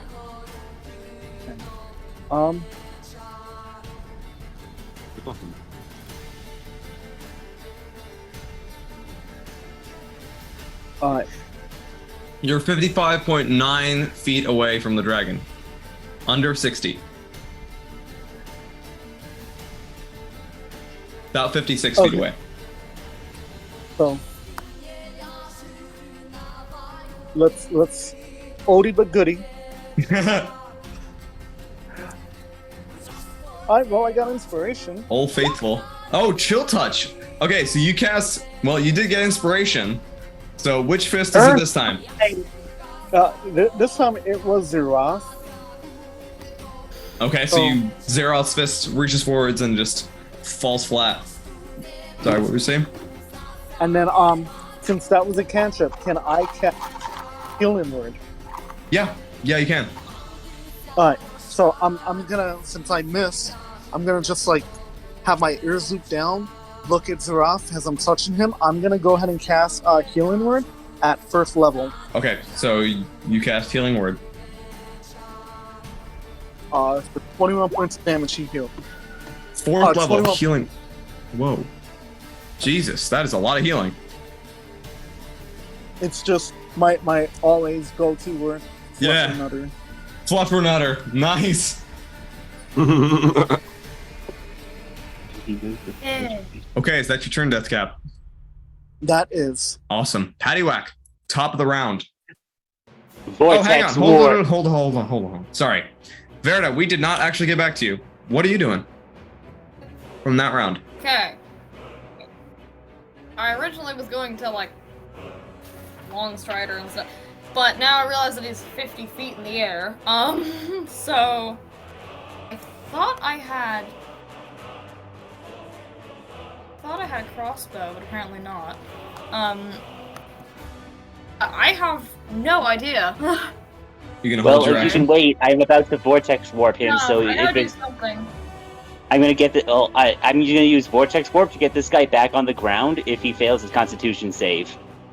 How do you... Okay, I'm gonna God. check the Not cast the fluffer. chromatic orb. I believe that's a 60-foot range. You could hit him from here. I'm pretty sure. Also, Oh, you'd have to move up to where Deathcap is. Because you'd have to get within 25 feet of him on the ground in order to... Yeah, in order to hit him with a ranged spell, that's got a range of 60 feet. Just cast Long Strider first, and then cast Chromatic Orb, and then Blade Song. Okay. Long Strider, run up, Blade Song. Long Strider, next action. run up, Blade Song. Gotcha. So your speed is currently 65 feet? Yeah, I'm pretty sure that's what it makes. Oh no, Chromatic Orb has a range of 90 feet. Oh shit, that's big. That's a long range. Hang on. You could hit him from I here. just like. I'm not gonna do Long Strider then. Okay. I just what level did I just Another cast that sulfur. at? First level. Okay, I can just remove one of my first level spell slots then. Sorry about that. Right, and I shall cast Chromatic Orb at the third level because my fourth level spell slot is gone. And this is a dragon, so I'm going to cast it. Lovely. Roll attack. I have to choose damage type, which That's up to you. I'll just do. What kind of dragon does this look like? Like, I mean, what color is It's it? a black dragon. Yeah, it's a black dragon. So, and it also did just belch a bunch of acid all over Abel, Zaroth, I probably Dane, shouldn't and use- Deathcap. I probably shouldn't use acid damage. Right. Let's use. It will I have doubt it immunity has- to acid damage, almost certainly. I. Oh, that's not that good. No, you missed. Thunder damage? All right, 12. Yeah, unfortunately, 12 is going to miss. So you cast your spell way too wide. You're not used to fighting dragons or things like flying in the air as much. Dude, I just wasted a spell. Third. Well, alright. It happens. My turn, I guess. Blade Song. Okay, so you Blade Song is a bonus action. Yeah, because that's a bonus action. So that's your turn. Do that. Is that correct? Yep, that's my current turn. Paddywhack. All right. Now that I finally get to do a thing, Vortex Warp. The dragon. 90-foot range. All right, that would definitely hit. Well, he has to make a con 90 save. foot? Yeah. All right. Oh, Jesus. This is going to be interesting. D6, 16. Unfortunately, as your Vortex Warp, what does this look like again? What are you going to make it look like? Like before, it looks basically. I just pull out the portal gun, Okay, and pull then out it the just portal makes gun. a. Yeah. I basically just pull out the portal gun. I shoot one at it, and then it starts getting sucked in, and then I put it. Then I place a bit like a glowing marker, like right in front of, like right here, where Okay. it's right in front of Zaroth. You fire the first one, it slams into this dragon, and as it goes to open, the dragon just keeps on flying, and his wings are extremely powerful and carrying him out of the vortex warp as he succeeds his saving throw. Damn. Damn it. Well, He's very constitutional. constitutional. Constitutional? Yeah. He's constituted. He is one of the original. He's presidents. healthy. This Okay, dragon then. eats sandwiches. Yeah, he Okay, does not then. skip leg day or wing day. No. Damn it. The thing is, that's most of our units are melee focused, so I was hoping that would actually work to get him on the ground. Is that gonna be your turn? Yeah, that's my turn, because I can't really do anything else, and Abel can't reach it, so... You know what? Bonus action, yell it. I'm going to tell Abel to get back. Gotcha. So, 1, 2, 3, 4. And so I told him to get back. Dash, 1, 2, 3, 4. Oh, wait, yeah, he gets 8. He has 40 foot, so 8. So that was just his regular 8, and then 1, 2, 3, 4, 5, 6, 7, 8. Yeah, tell him to get back. Because he is super damaged. Gotcha. Okay, And that is the end of my turn. Verda. Would you look at that? You're up again. How's that happen? She just went. She didn't go last round. The thing, because Oh. yep, Alright, okay. she Okay. decided what was going on. I see. Should I try? Let's see if I have a spell slot left. New Chromatic Orb again. Oh, that would be one less. We have one more spell slot there. Yeah, I'll just do that because I have no idea what else to do, so we're doing this anyway. We're gonna do that. Yeah, thunder. Oh my god. Oh my god! Your thunderous blast shoots from your palm as you cast Chromatic Orb, and you were aiming for like the Vortex Warp, but as the Vortex Warp ends and it soars past, your Chromatic Orb goes wide. Damn it! This thing's hard to hit. Give me back my 20s from last session. Yeah, Rolling them on the stupidest things. I know. Wasted them all. Fucking dragons. Is that I'm your gonna turn this thing into I'm gonna turn this thing into fucking ingredients. turn him into a rug? Is that your? No, yeah, yes, exactly. I'm gonna turn him into some fucking armor for myself.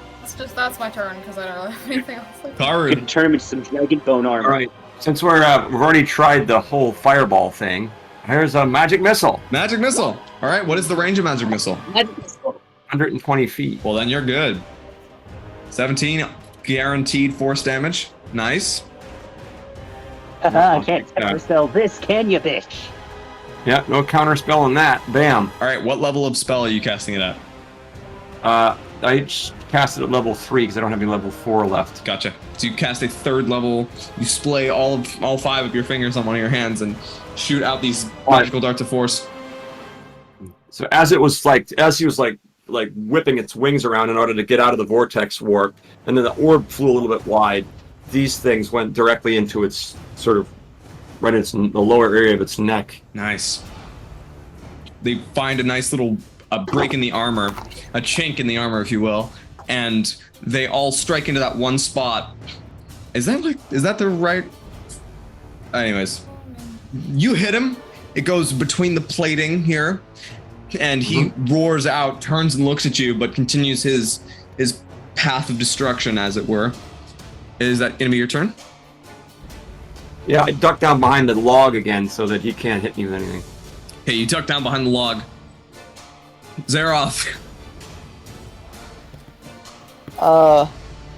So I have javelins, but they're 30 to 120 feet, so how close would I need to get to him? You couldn't, because since he's 50 feet off the ground, you can still hit him, but you're going to have disadvantage. Which you don't want to have against a dragon. Yeah.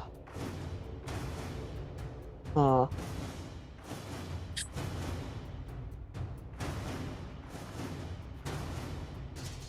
Honestly, maybe just hold action until it does something. I'm gonna tell Deathcap to like whack me on his turn, and I'm gonna hold my action if the dragon lands close to it or gets closer. Gotcha. The dragon, having felt by far the most pain from Dane, tries to regain his breath weapon. Regains his breath weapon. Moves 5. Oh god.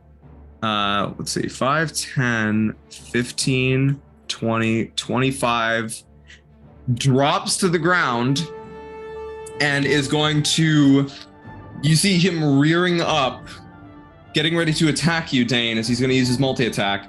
And this terrifying creature bared before you with its powerful wings and its ability to just bypass all of your damage up to this point is going to use its frightful presence. Everyone within 120 feet of him, I believe that's everybody, needs to make a wisdom save. Yeah. Aha! Here comes my kobold legacy. I have advantage on saving throws against fear. Nice. Okay, so you have advantage on that. Nice, Karhu. Jeez. Yeah. Holy crap. Yeah, we ain't scared of no dragons. Oh, but even though Paddywhack is used to this, you're not doing so great. Yeah. I've been feared by things. I've been able to stand up against things before, but a dragon is new. A dragon is very new. What were you gonna say, Verda? Okay. Hang on. So it's a wisdom save. Okay. Wisdom save. Okay, that might not go too well. Who knows? I've been defiant in the face 16? of many things. Meets it, beats it. Okay. So, Awesome. Karhu, Zaroth, Deathcap, and Verda, you guys have dealt with stuff that's harder than a dragon before. You've killed a demon. Well, not Verda. Verda hasn't killed a demon. Zaroth actually hasn't killed a demon yet, but you guys have all dealt with some really, really bad shit, and this dude is not going to scare you. However, Paddywhack and Silren. This is new territory to you guys, and this dragon Dane. is horrifying. Oh, and Dane. Is Dane also terrified? Yes, he rolled the 4. Okay. Oh, Silren rolled the 10. Dane rolled the 4. You guys who are frightened have disadvantage on your ability checks and attack rolls while this thing is within line of sight of you, and you can't move closer to it. Okay, and then after that, he's going to make 3 attacks on Dane. He's trying to bite you and then claw you twice. All right, first one's a 29. what? 29 to hit Dane. 29? Yeah. Yes. 17 points of piercing damage. And 17? 4 points of acid damage. Okay, and then the other one is a 25 for the claw for 13 points of slashing damage. 13. 13 points. And finally a 23 Yeah. for 13 more points of slashing damage. My God. And as it does that, he has moved. Okay, let me just check how far he's moved here. Ooh, he's moved like 25 feet. He's gonna spring off of the ground again, flying another 50 feet into the air. Because he has 80 feet of fly speed. Okay. Dane! Oh yeah, let's just mark who is frightened. Yeah, we all marked ourselves as frightened. Sick. That's great, thank you. Oh no, Patty did get frightened. Patty did get frightened. I failed by 1. You did. Oh no. Oh, you were so close. I was like, oh dear. All right, Dane. What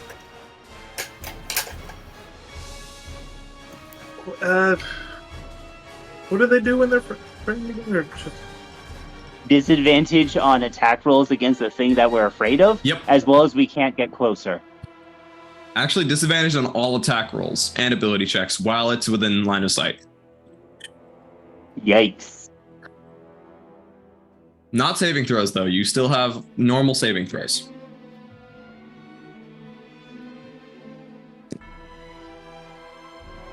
Then...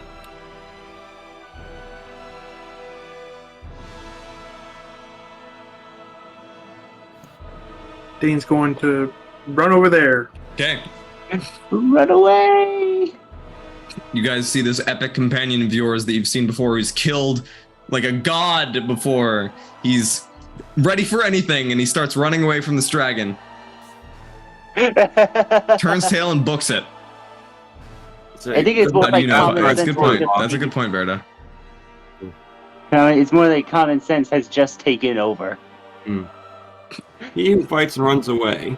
Lives to fight another day. So is that gonna be your turn, Dane? Yep.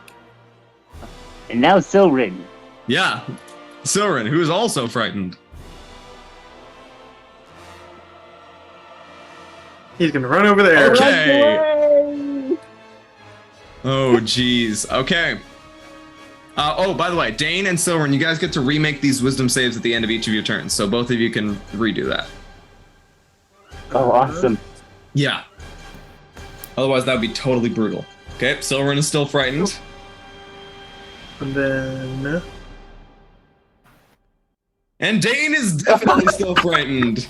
Oh my god, He's Dane. shitless, but he's got Dane's got inspiration, Yeah! All right.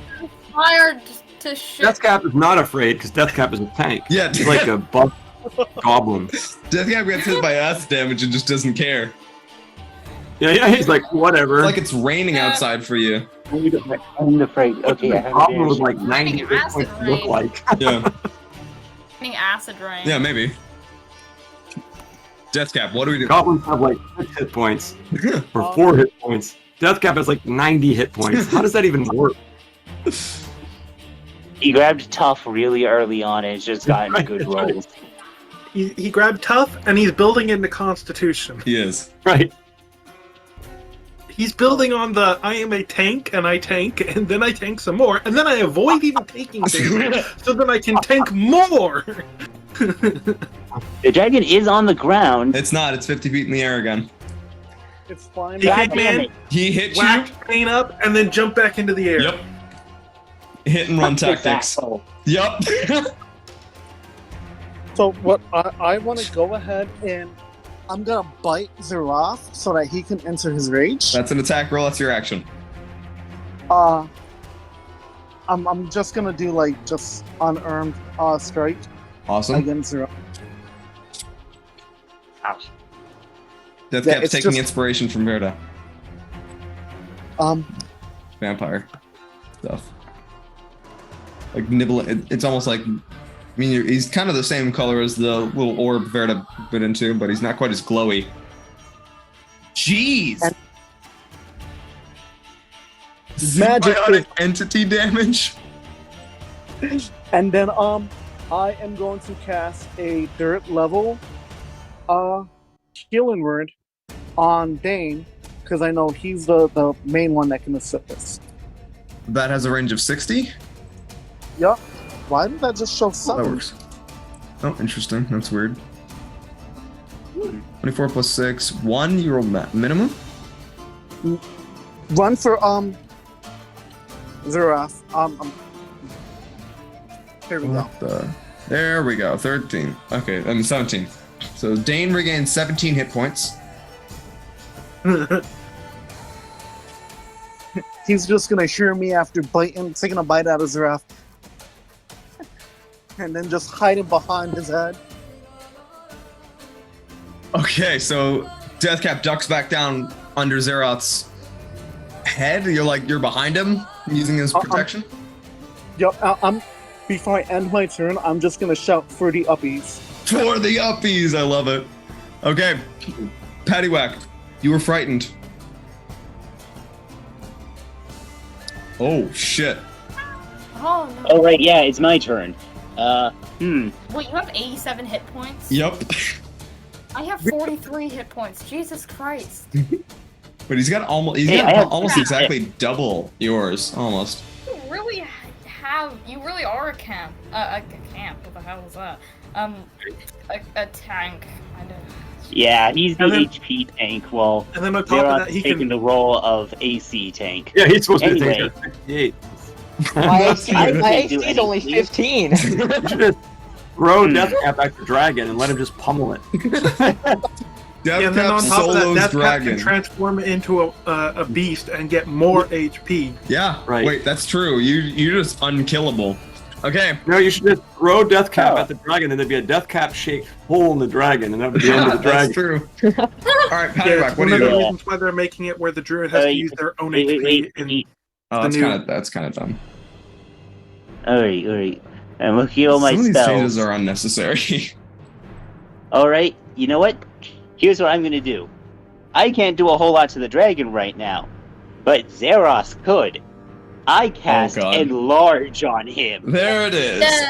Okay, Zero. Make my monster grow! Suddenly, As I load up my crossbow with a This is all a some new vial of Godzilla movie. This is awesome.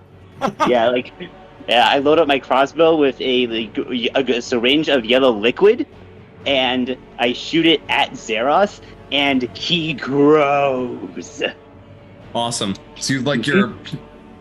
Wow, you got like a ranged syringe that you fire at Zaroth, and yeah, familiar feeling. Last time, Zaroth, you feel yourself inflating and growing in size, and suddenly you are almost as big as this dragon, although not quite.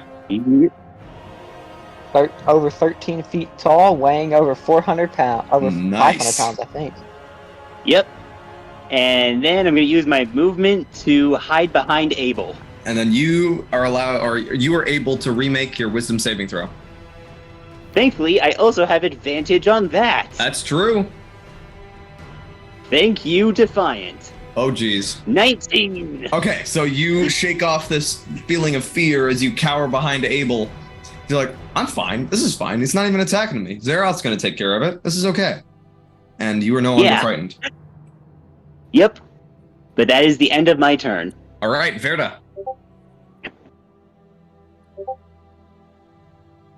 Okay.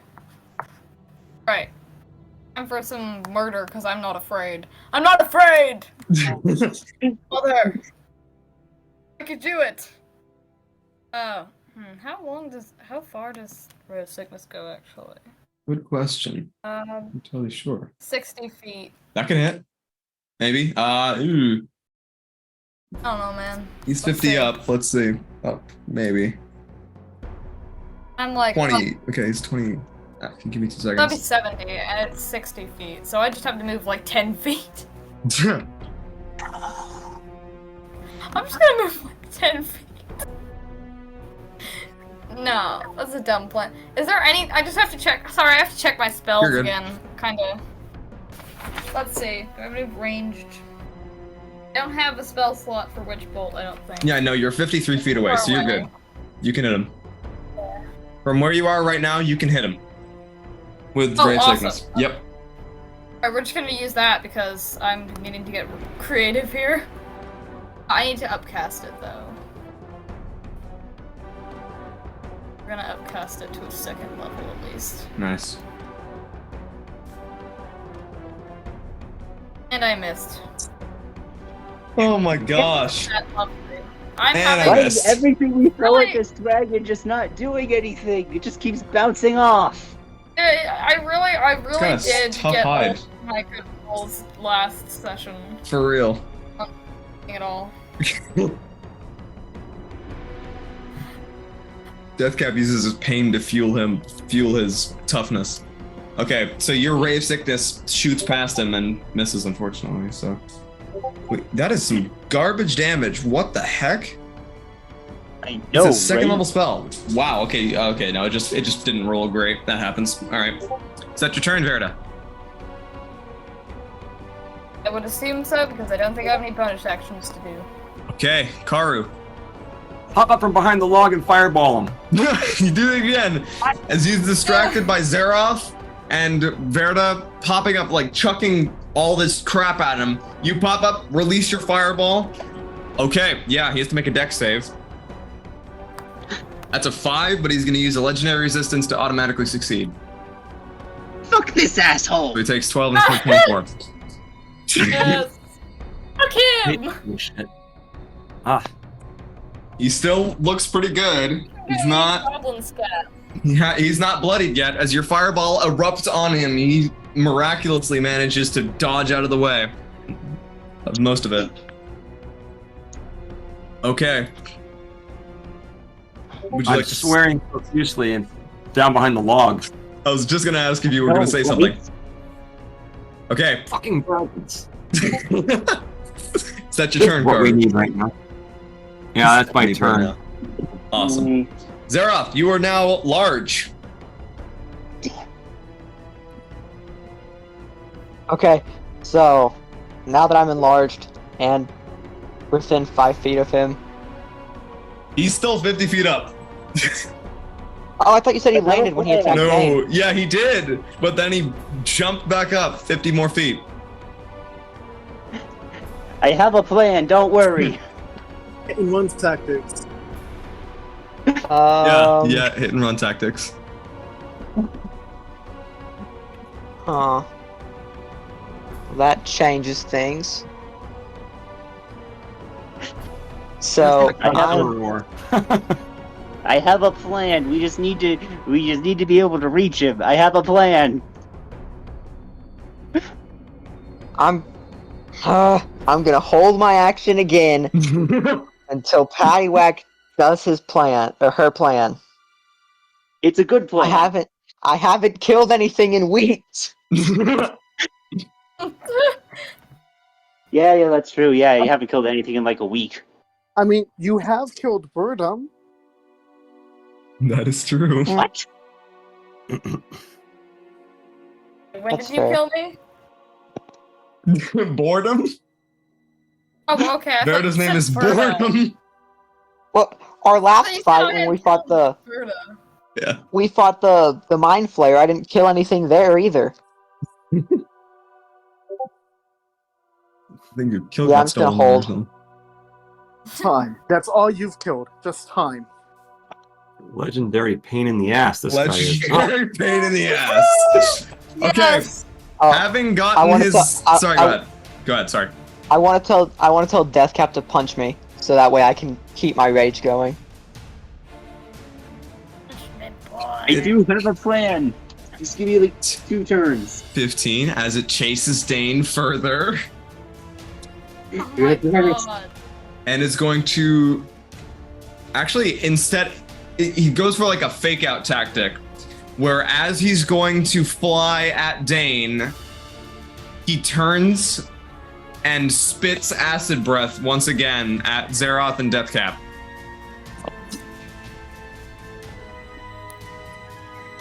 Yeah, he's gonna hit Zaroth and Deathcap. Ooh, he might also hit Verita. Oh shit. Is it a line or a cone? It's a line, but it's a 5-foot wide line. I have no health for that. Oh yeah, it's gonna hit Verita, Deathcap, and Zaroth. Fuck. Okay, hang on. Alright, so I Is need you there guys any, to make like, dex way to saves. dodge? To dodge, you gotta make a Dodge. dexterity saving throw. If you got the absorb element spell, you can reduce it by half. I believe. I did my special dexterity roll. Why did I do this? It was about to be. Oh, it was almost a nat 20. Ooh, that's Just a rolled. straight 18 past the nat succeeds. 20. Verita, what'd you get? Oh. 11. Ooh, shit. Yeah, it rolled straight. It was on. I thought it was gonna land a nat 20, and then it just rolled a little bit Wait. to the right side. If Murder's failing, then behold, Flash of Oh. Genius! Flash Plus of- 5 to Vertus. She There you succeeds. go, that's fine. Yay! Oh, I love this Thank thing. you. This is my new favorite thing, Paddywhack's Flash of Genius. Basically, Okay. I just tell her, dodge! Awesome. Yeah, because I didn't think of that myself. Yeah. Whoa. With Captain my 20 Obvious. Intelligence. Yeah. With my 20 intelligence, I couldn't figure out dodging. Okay, so Verita takes Very 24 points. No, sorry. What? 27. Paddywhack is gonna become the Piccolo of the group. Oh, yeah. Dodge! Dodge! Okay, Zaroth takes 27. That's halved.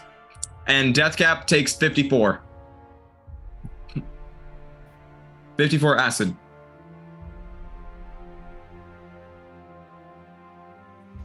I'm He gonna suddenly got very quiet. fall off Zaroth's body. Ooh, Deathcap is unconscious. Deathcap, shit. take a level of exhaustion 16. as the healer goes down. That's better than it could have been. Dead. Thank Okay. you very much. I get Oh, he's also got. Okay, no. my life. Gotcha. That's gonna be. He's also gonna move closer to Zaroth. Not Zaroth. Dane. He is currently right off of the ground, right behind Dane, so as to be within range of opportunity attacks. Dane.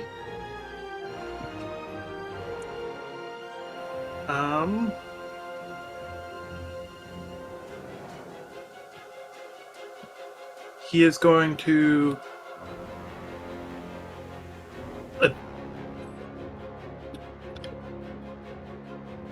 Yeah, he's going to attempt to make 2 attacks. Okay.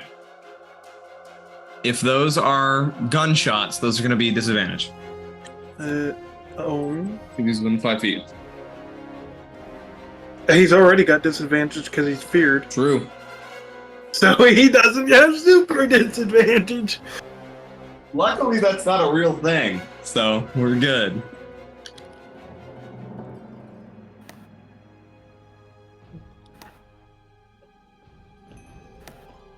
And then I don't know how to do disadvantage on. I just roll it twice. Just roll it twice. Yeah, I just Okay. rolled twice to pick the lower one. Holy shit. Holy shit! You hit anyways, so it doesn't really matter. Oh my god, Guy. And then, 2 26s. That's pretty damn good. Okay, yeah. 14, 20 will hit. okay, so Both he those hits hit. both. Yep. Pumps this thing's guts full of Armor lead. class is nothing if you're fighting a level 20. You'd have to have like a 25 AC to beat Dane. Yeah. I was like, yeah, what is the lowest roll? He could get 17. Yeah. Yeah. So, and then this is for the first attack. 26, okay. Second attack. All right. With that, the dragon is bloodied. Oh my gosh. As your bullets strike into him, he starts bleeding a trail of acid behind him as he is flying at you. He's going to use a legendary action to smack you with his tail. Alrighty. Ooh, okay. That's going to be a 20, not 29, a 19. 19? Yeah, that Correct. hits. 15 points of bludgeoning damage. 15? 15, correct. Cool. That's his turn. Well, that's his legendary action. Silren. Oh, Dane, you can remake your wisdom save. Yes.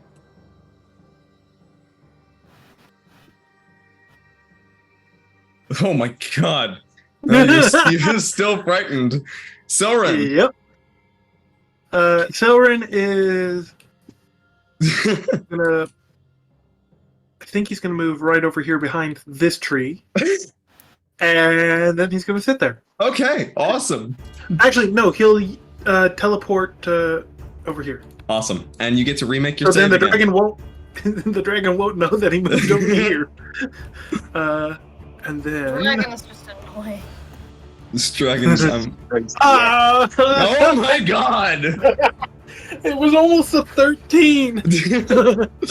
And then with the +3, so then that would have been 16, but Deathcap. God damn it. Roll me a death saving throw. Make sure to private roll to me.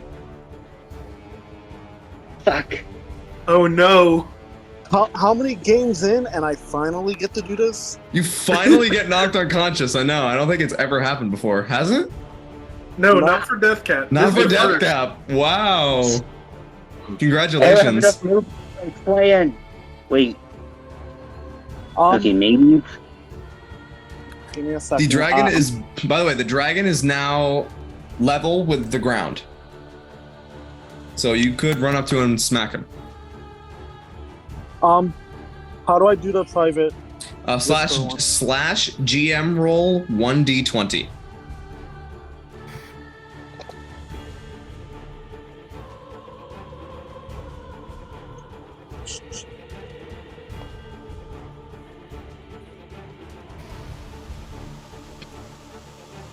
That basically. Whoa. Yeah, yeah.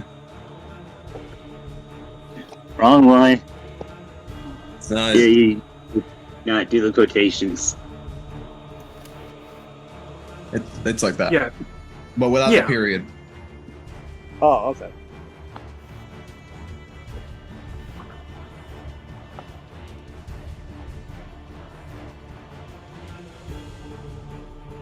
All right, awesome. Cool. Paddywhack. He's dead.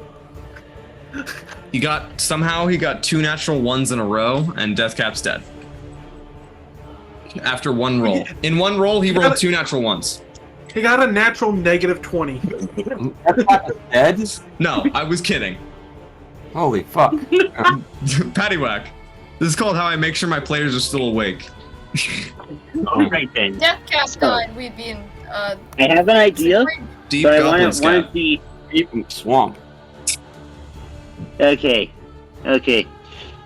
Damn it! So do I cast jump on Zaroth, or do I use cure wounds on or do I try and get far enough to cast cure wounds on Deathcap? Deathcap, because then Yes. So you know what? Hop on Abel with some of my movement. Tell him to dash over. So. Smart. because I think you have to physically touch to apply You do. jump anyways. You do. Yep. So hop down and cure wounds and cure wounds on Deathcap to get him up. What an image. You just see this tiny kobold grabbing onto the suit of armor as it runs, jumps over this log, and then the kobold just swings off, touches Deathcap for like a split second. Do you needle him? Yeah, obviously I'm an artificer, not a cleric. I need to cast. Gotcha. So what does your cure wounds look like? I take out a syringe of red liquid and I stab it into him. So you stab him with this red liquid, pumping it into his veins and just waking him up instantly. As Deathcap, you were jolted awake with 11 points of healing. Neil breaks inside of him. Is that your turn, Paddywhack? That is my turn. All right, so you're like, whew, okay, got that done. Now dragon again. There's dragon. Okay, Verda. There is dragon. Verda, it is your turn. Okay. Here we are. I'm coming over here. Let's do some more murder. I didn't take any damage. So we're still at friggin' 16 health. Okay. Wait, hang on. You should have enough No, movement it's to a reach saving it. throw. It's Okay. close enough for you to hit it. Okay, so let's kill this thing. It's close enough for me to hit it. Yeah, it is currently exactly 30 feet from you because it is on like ground level. Okay, awesome. So let's cast not chromatic orb. Let's cast Witch Bolt. Ooh, nice. What level are you casting it at? Highest level I possibly can, which is currently 3rd level because Thanks, Deathcap. Thank you for remembering that. my 4th level spell slot is. Hey! I think that hits. That'll definitely hit. Yeah. Okay. Yeah. What does your witch bolt look like again? Oh crap! I can't remember. Well. What does it look like now? So you know how I have blue fire on my side is blue fire. Yes. It's also made out of a spine. Right. A spinal cord. So for a moment the fire kind of flickers along and it looks almost like lightning, like when it dances through the clouds. And as I swing, I start doing a kind of like a figure 8 motion with the full body movement with the holding onto it but it starts whipping around as if it's like a rope or something like that. And then finally the fire starts getting brighter and brighter, and then I throw it forward and it shoots out of the lightning shoots out of the end. Cool. It's already 30 feet range. But yeah. That's perfect. As it strikes into the dragon, just remaining on its person, and lighting its frame up, takes 18 points of lightning damage, and then on subsequent turns, you can activate that again for your action to deal extra damage. Because it's 3D. And it'll stay at the 3d12. same level. Correct. So it will always be 3d12 damage. Is that your turn? Would you like to say anything, or use movement or bonus action? I can't think of anything witty to say, so we're just gonna leave it at that. Okay. Karhu. All right, I am doing, guess what? Magic missile. No way. Actually, you know what? Wait a minute, since she's got this... Actually, I don't want that fucking thing doing any saving throw. So yes, magic missile on 3rd level. She's got the thing, this witch bolt in it. I'm just gonna fire this to try to reinforce it right where the point of contact is on the witch bolt. Nice. Oh, and I didn't hold it. That's 3.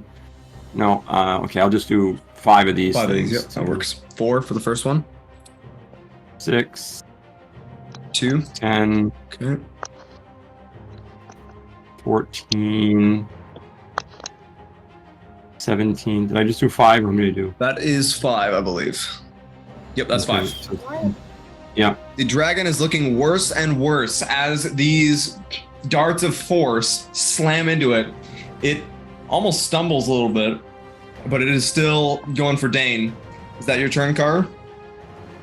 That's all I've got right now. Okay. I'm gonna yell to the people, get behind this log before it breathes again. Ooh, okay. Calling out to your companions here. Get behind the log before it releases more of these awful dragon breath shit. As a legendary action, it is going to use its wing attack, which costs its final 2 legendary actions, and beat its wings in front of it at Dane, kind of reversing the direction it's flying as it kicks itself up and like onto its back almost, and stops in midair and turns gives a U-turn around and starts flying backwards. I need Dane to make a dexterity saving throw.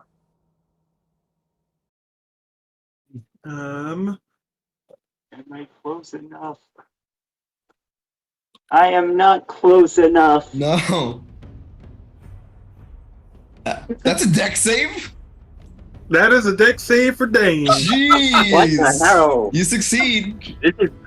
This is a level 20 character, my dude. Oh my god, yeah, it is. Okay, so you feel this burst of wind on your back.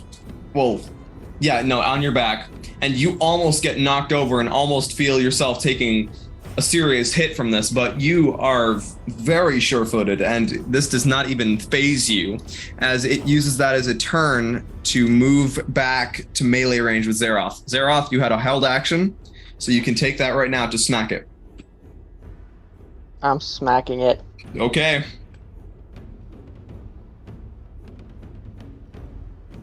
I accidentally rolled it twice. It was a 7. Gotcha. First roll. 7 on the first one. And then the second one, I'm going Reckless. Okay. And I'm going Great Weapon Master. Ooh, alright. Thank God for Reckless. Yeah. 15 will miss. I don't think you should Great Weapon Master any of these, because quite frankly, if you hadn't Great Weapon Mastered, that would have been a 25. Oh wait, no, it would have been 20, which would have hit it. Yeah. So your reckless strikes slash out towards it. It will have advantage on its attack rolls against you next round. Can I enter a frenzy? It's so you held your action, but it is your turn. Oh, yeah. It is your turn now. So yeah, if you want to, you can make more attacks Oh. and enter a frenzy. Oh. Well, since it's my turn, I don't. Since it's my turn, I'm not entering a frenzy yet. I'm just reckless attacking. Gotcha. No Great Weapon. No Great Weapon. Just Reckless. Cool. And okay, so it's Reckless, so with advantage. Yep. Natural 20. Oh, there it is. There it is, and you get to make a bonus action attack because of your feat. Whenever you crit or reduce a creature to 0 HP, you get to make another attack. Sorry, what did You you want say? me to roll damage on the? You want me to roll damage on the first attack? Yes. So, we have crunchy crits. So, what is the So- die you use for your axe is 1d12, right? Yes. Roll a normal attack and then add 12 to the damage. Zaroth's taking somebody down. 21. All right, that's 21 Oh, 20, points. 23. 23. 'Cause I'm in a rage. An enormous Oh, wait, no. cut. No. Add one more D4 because I'm enlarged. Oh so my god. 24 damage. So, you did 20. That's D4 plus 4. Sorry, what? Because It the being in- D4 is also being doubled from the crit. Oh my god, you're right. And with that, it is mortal. It's mortal with that attack. So as you cleave into it, it was not ready for you at all.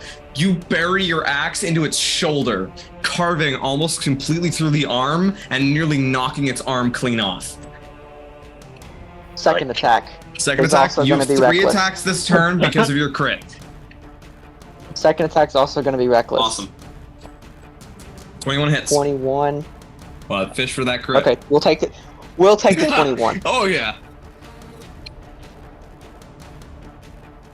9. How do you want to do this? Plus 2. Oh.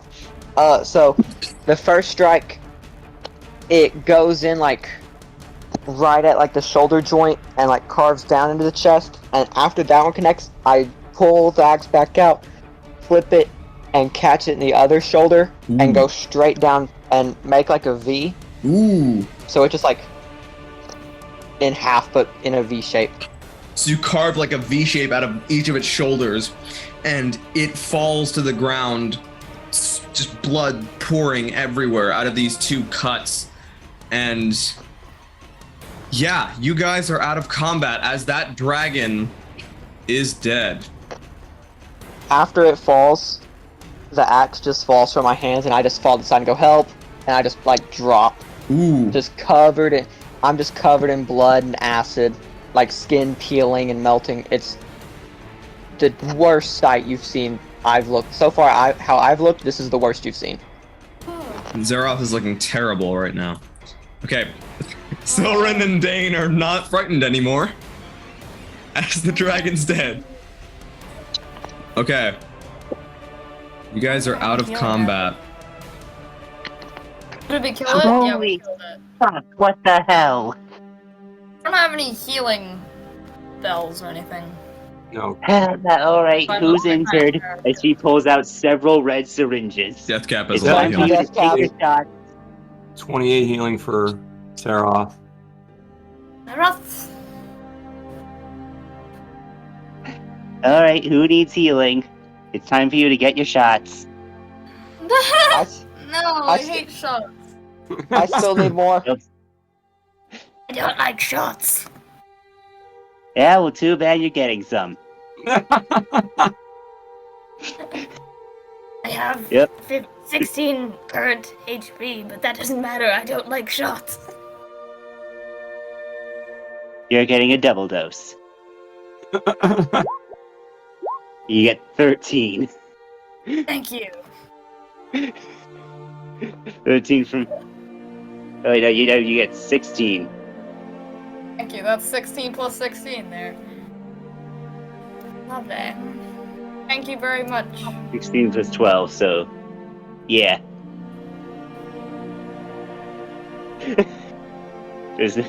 Damn it, I have a little bit of everything, don't I, actually? I have just a little bit of everything. It's really cool. It's a good balanced character. We need one of those.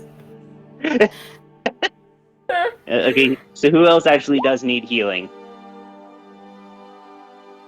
Zaroth's hand just goes up while he's still laying flat on his back. Thank you very Yeah. much. Oh, you're Chongus now. Also, because right, someone yeah, I'm gonna free. cancel the enlargement, the concentration on enlargement, so you go back to normal size.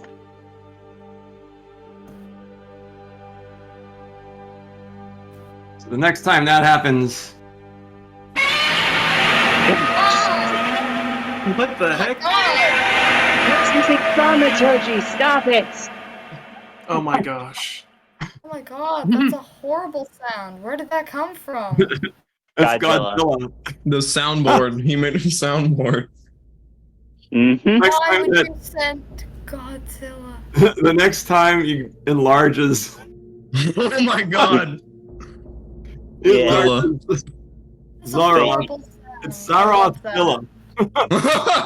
Zarothzilla. Yeah, but I have Uh, 3 more actually- level 1 cure wounds that I can use, so who really needs healing super badly? Not me. I was hiding behind a That's where log they the whole are. time. Awesome. I just figured out where they are. Okay. You know, I'm just gonna shove the rest of these into Zaroth, because... And, actually, no, Deathcap actually does need some too, so actually, no, I'm shoving all of this into Deathcap. Because he's actually went down. Oh well, I healed myself. I'm back up at 55 points. Yeah, well, you're getting a little bit more. Okay. You're getting 2 more in. You're getting 2 more. Two more in ya.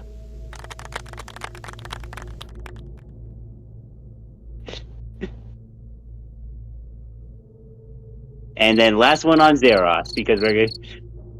Okay, I won't And then stand last up. one on Zaroth because yeah.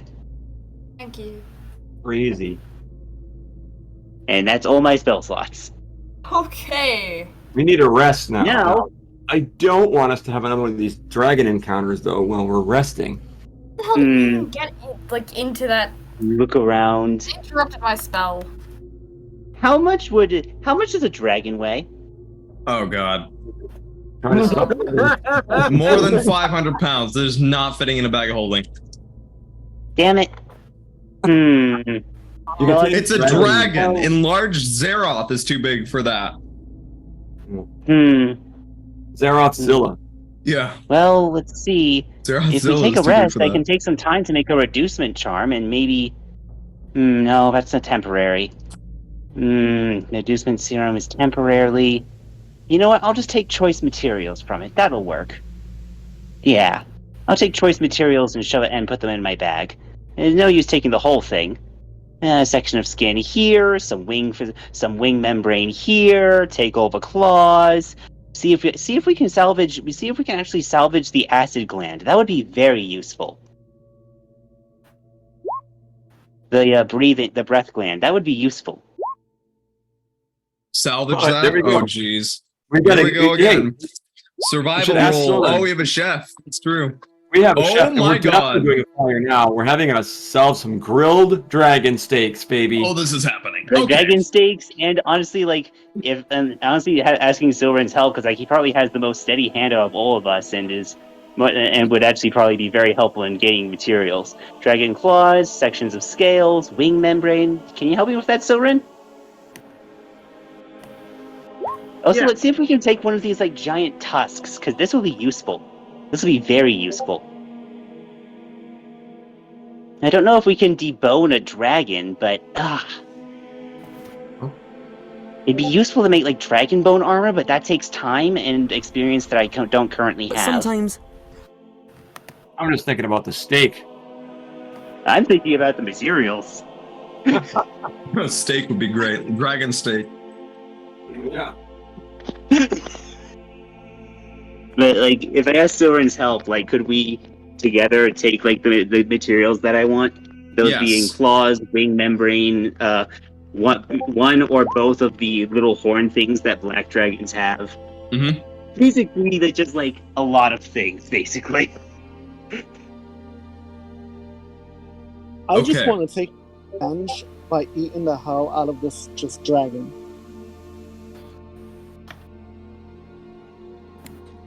You're just gonna devour the. Okay, so over the course of like 2 hours, you guys take apart this dragon's corpse and Jeez. dissect it, taking steaks from its haunches, from its flank, carving And it up. because Sorry, go ahead. and because I cooked it, for people, everyone gets an extra 1d8 of health Oh, when they very take nice. a short rest. Ooh. So yeah. So everyone who took damage gets an extra 1d8 health. So Silveran, how did you spice this? How did you cook it? I'm gonna have so much. It's like black dragon, like. Let's see. So it's probably I probably want to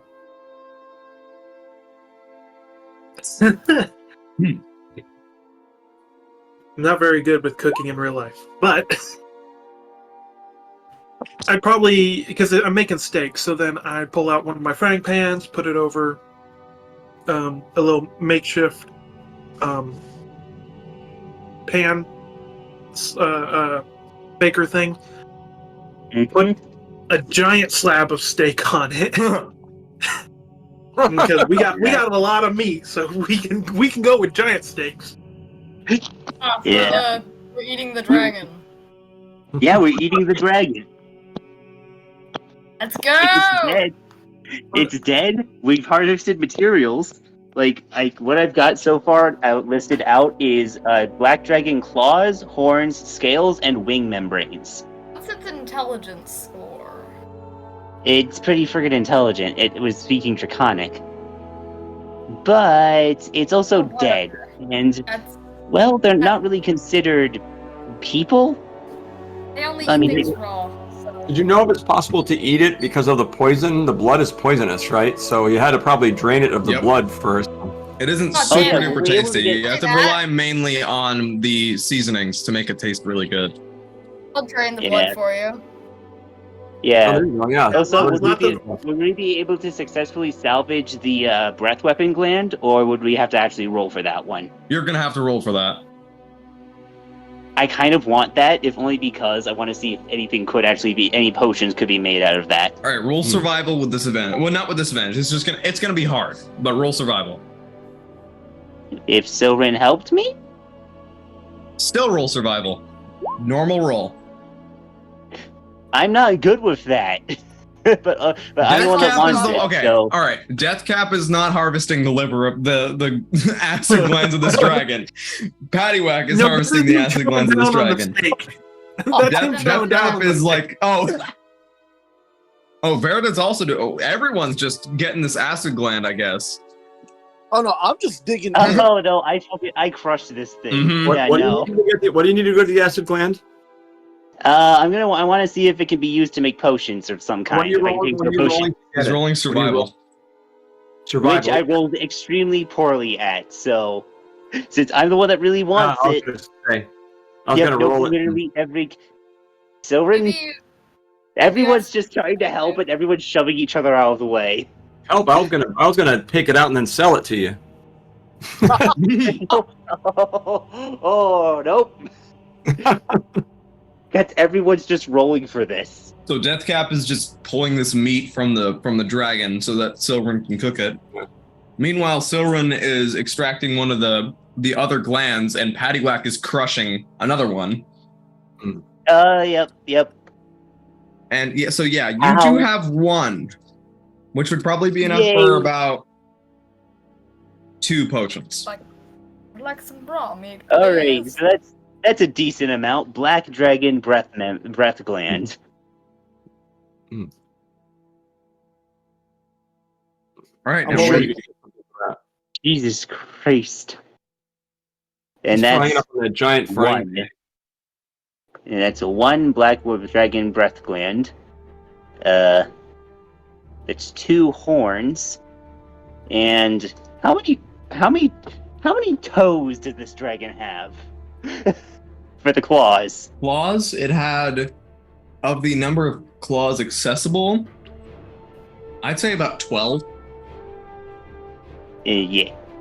Alright, and that's 12 black dragon claws. Scales, that's more of a pound thing, so is Yeah. wing membrane. But yeah. Like these are like some besides the bones, like these are the really important parts. And now we should really get to resting because holy Paddywhack fuck, finds a way to loot anything. I loot anything. Everything, anything and everything will be looted. Yes. Yes. Actually, wait, no, it's an acid dragon. Damn it, I don't have any containers. The stomach acid the stomach acid of a black dragon would be especially caustic. That would cost like that would sell for a small fortune. What the heck You're not is wrong. this?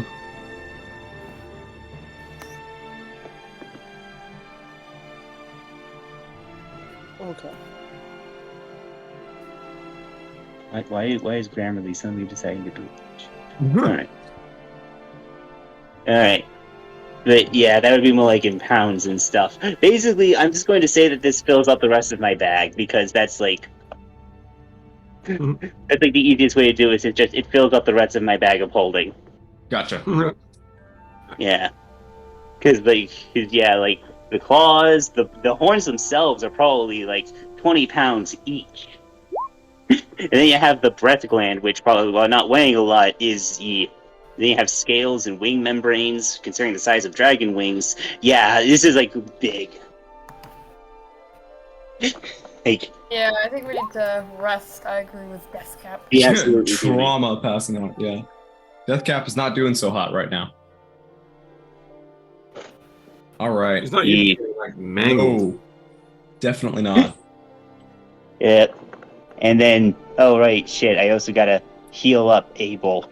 Because yikes, he's not doing the best either. Alright, so you guys head to a long rest. Yay! Verda, do you have any 3rd level spell? Oh no, you can cast Tiny Hut as a ritual, right? Yeah.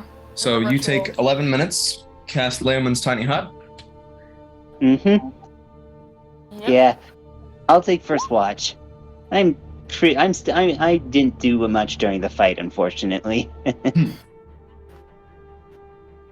Oh wait, shit, there was also the kobolds. No, I'm not going to I'm not going to do anything with them. More out of respect that they're kobolds than anything else.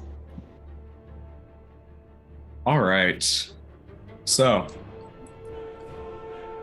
you guys head to a rest. The rest of the night passes completely uneventfully. Thank goodness. Get rid of this eye. And you got a dragon. If anything did try to, I think if anything did see us that we took down a dragon, they'd just be like, nope.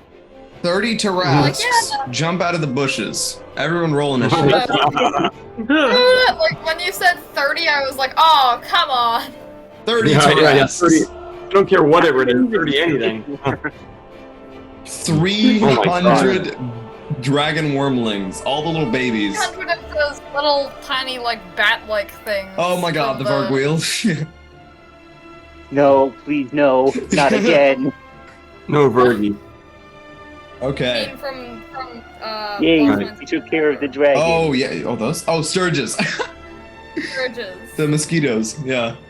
I Ah, wasn't fuck there for those whatever else things. you just mentioned, but All right, so we're in the hut. We took our rest, right? Yes. Okay. So you guys can take a long rest, and then Good. we'll continue. We've got two options here.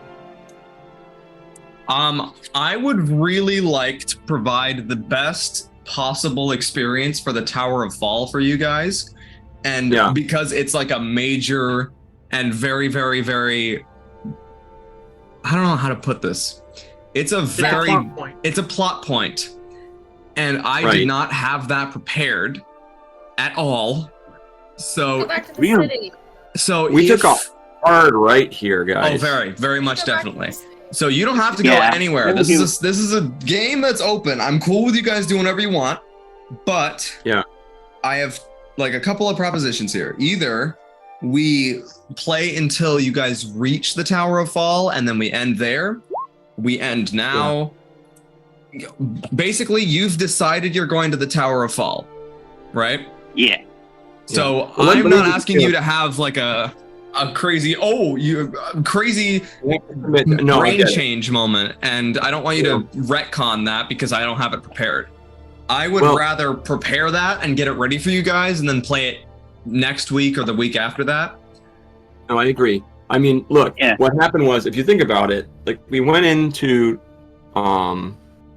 Ravasak, and there were enslaved goblins, and well, Deathcap did exactly what we would expect Deathcap Oh, yeah, to do. absolutely. And nobleman did exactly what we expected that nobleman to do. But then, you know, the choice to go to the Octad was the only way I could figure to try to, you know, deceive that guy. And we ended up finding out that, you know, Oh Yeah. shit, one of the Torazolin lost Octad his mind. leaders is here. huh? We found out, oh shit, one of the Octad leaders is here. Right, which we don't know if he was always there, but we can't ask him that. Correction. And we It do is know- the Octad leader's son. Right, So it's the one of Sharon the- is, but Yeah. yeah, but right. It's So, still- but why is he? I mean, we could speculate as to why he was. Actually, before we decide what to do, we probably should have decided what to do before. I wouldn't have known that he was there, right? No, you Not got informed, by, you got informed by the beforehand, no. dragon guy. I didn't know anything about that city, right? Nope. No. I would have known that he was there. So the fact that he is, I know he's the Because son. we were of Ross- informed that somebody was there and that they were going crazy.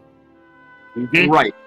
Yeah, the wounded man. We were informed that someone was going crazy. You remember that it was one of the Octadic wards, you know, one of the big bosses, and that if any of them got their hands on two vestiges, Yes. the world is fucked. So we made the executive decision: we Right. need to get that staff before he does. Which Exactly. is And- cool and valid. And that's Right, why that's I want the to make point. sure that So- this is like a solid, non-improv fudged session when we're going to the Tower of Fall. No, right. I know just what Yeah. you mean. Yeah. I would be in favor of like letting you prep that and us playing it when it comes to it. But I just wanted to review what we did. Now I know Karhu knows Gossamer Torazolin. And he is a And- dick, by the way. Yeah. He is the He's a worst dick. of the worst. So he is exactly the kind of guy who, if he got his hands on one of these things, would be a big danger. And the fact that Absolutely. his son is this close to this thing is a major threat. What I'm worried about, what Karhu is worried about, I should say, is that we are not up to getting into that tower. However, And then we we're were going to find out, and that's going to the tower. right. We just took down a dragon, so my confidence is a little bit better Hmm. than it was before. The other way to know if we can go into the tower is go to the tower. Going into the tower. Plus, we also have Godzilla. Oh my goodness. Wait, like. Hey, chillax.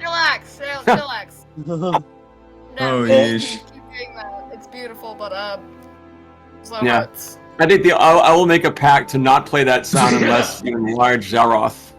Yeah, When a you large large, or Zaroth. something Or That is something big necessary. and reptilian approaches, like Yeah. a giant dragon. If there's a giant dragon and Zaroth gets enlarged. Actually, when Zaroth gets enlarged, that's my sound. We're going to play that. But Yeah. other than that, I think it makes sense, right? What we're doing, DM. This is not like no. out there. This is totally. This makes 100% sense. I expected you guys to go to the Tower of Fall earlier, if I'm honest. I was like, okay, Yeah. well, they know a vestige of the Octad is there. They know that for a fact. They know Mordi died there. So I expected you guys to go there a lot earlier, and I just didn't prep it because you went a different direction. So if you're going there, if you're going to the tower, so by the way, I was preoccupied getting something ready for you guys, so I didn't listen to your entire game plan. Are you planning on making your way to the Bridges of Syntax next? I don't know where that is. That's where the gnome guy is. Eventually. Okay. Eventually, but I don't imagine we're going to get to the Tower of Fall in one session and then move on from that, based upon the fact that we did a cart heist and it took us the whole session last time. Yeah, we're not. So being completely transparent, that is going to take the Tower of Fall is going to take more than a session, most likely. Honestly, it's the closest thing, and there's a precedent set of if we don't go here, the entire world could be fucked. So yeah, yes.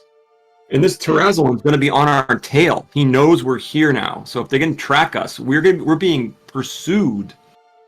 I'm assuming we're being pursued to the Tower of Fall by the son of Gossamer Torazolin.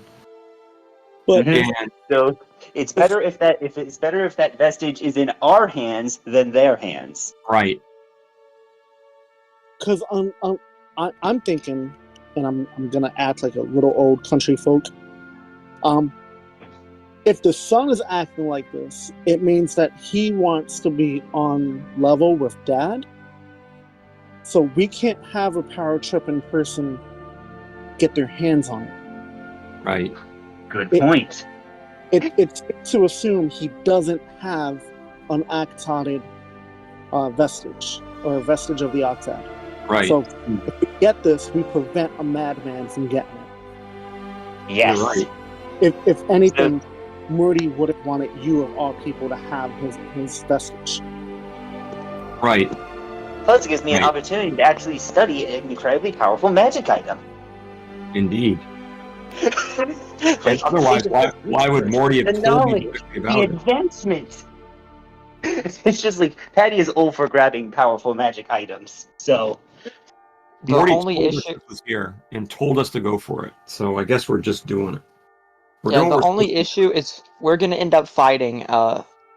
We'll end up fighting the madman in the Octad. If he wants it, 'cause he's gonna come find us. Right. Maybe, but if we have it, he doesn't have it. We could use Yeah. it against him.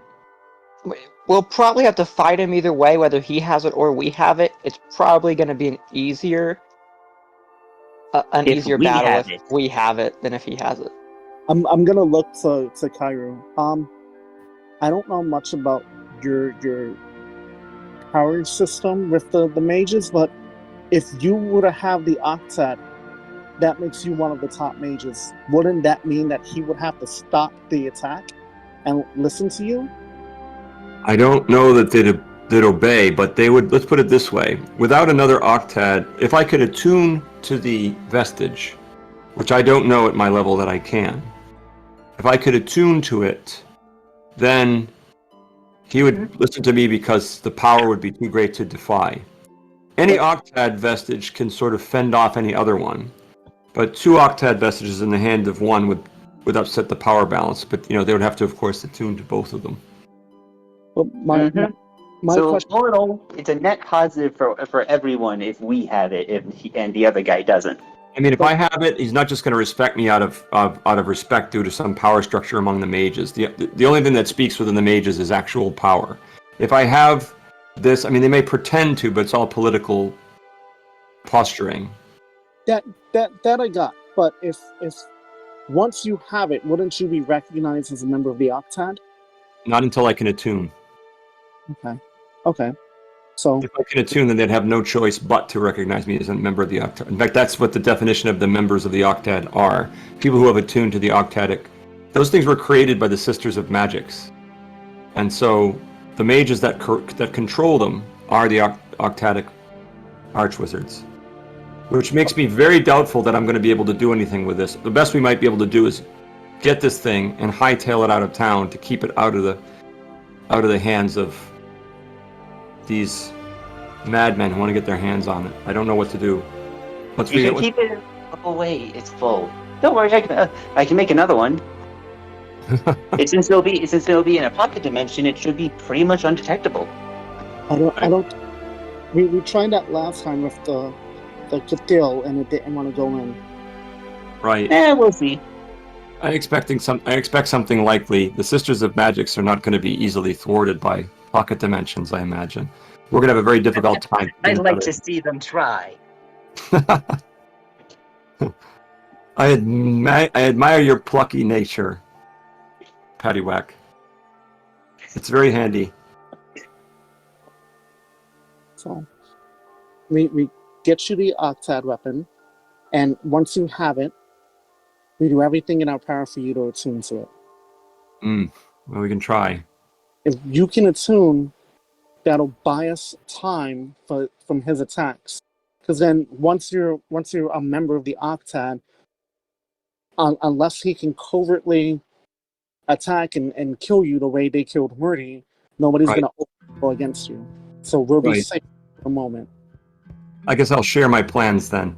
You all are close to me now. If I can attune to that Octadic artifact, then we can restore the balance if we can find our way back to Cathild. I don't really want to have Cathild myself either once having this other Octadic. I don't know what would happen if one actually holds or tries to wield two Octadic. Actually, do I know anything about the history of this, DM? Has it ever happened in history before that the two vestiges were wielded by one mage? Never. This has never happened before. It's never been considered because, as you're saying, like you're explaining right now, it would destroy the balance completely. Right. And so I don't know what we would do, but what we need to do is we could get this one attuned to it in order to have the power to fend off the other crazy mages. We have to somehow get to Cathil before the others do. I just had a weird thought. If one wields two, they destroy the balance of power. What happens if one wields all 8? Well, that's unimaginable. Would it merge into some kind of super weapon? Probably. So you would know that the vestiges are actually shards of a key that was used to seal Sorokoth Forest. That is how they were created. Right. They are parts of the key. So if they were all brought together, you could use that to re-lock the gates of Sorokoth Forest. I see. So wait a minute. So I misspoke then. So you can forget my lore dump because I misunderstood. I thought that the Sisters of Magics made these things, but it was the Octadic mages did this, right? Yes, they created so that for this. They made the key and then split the key afterwards and kept it together. Correct. Now that's interesting to me. So if you're saying all 8 are brought together to make the key,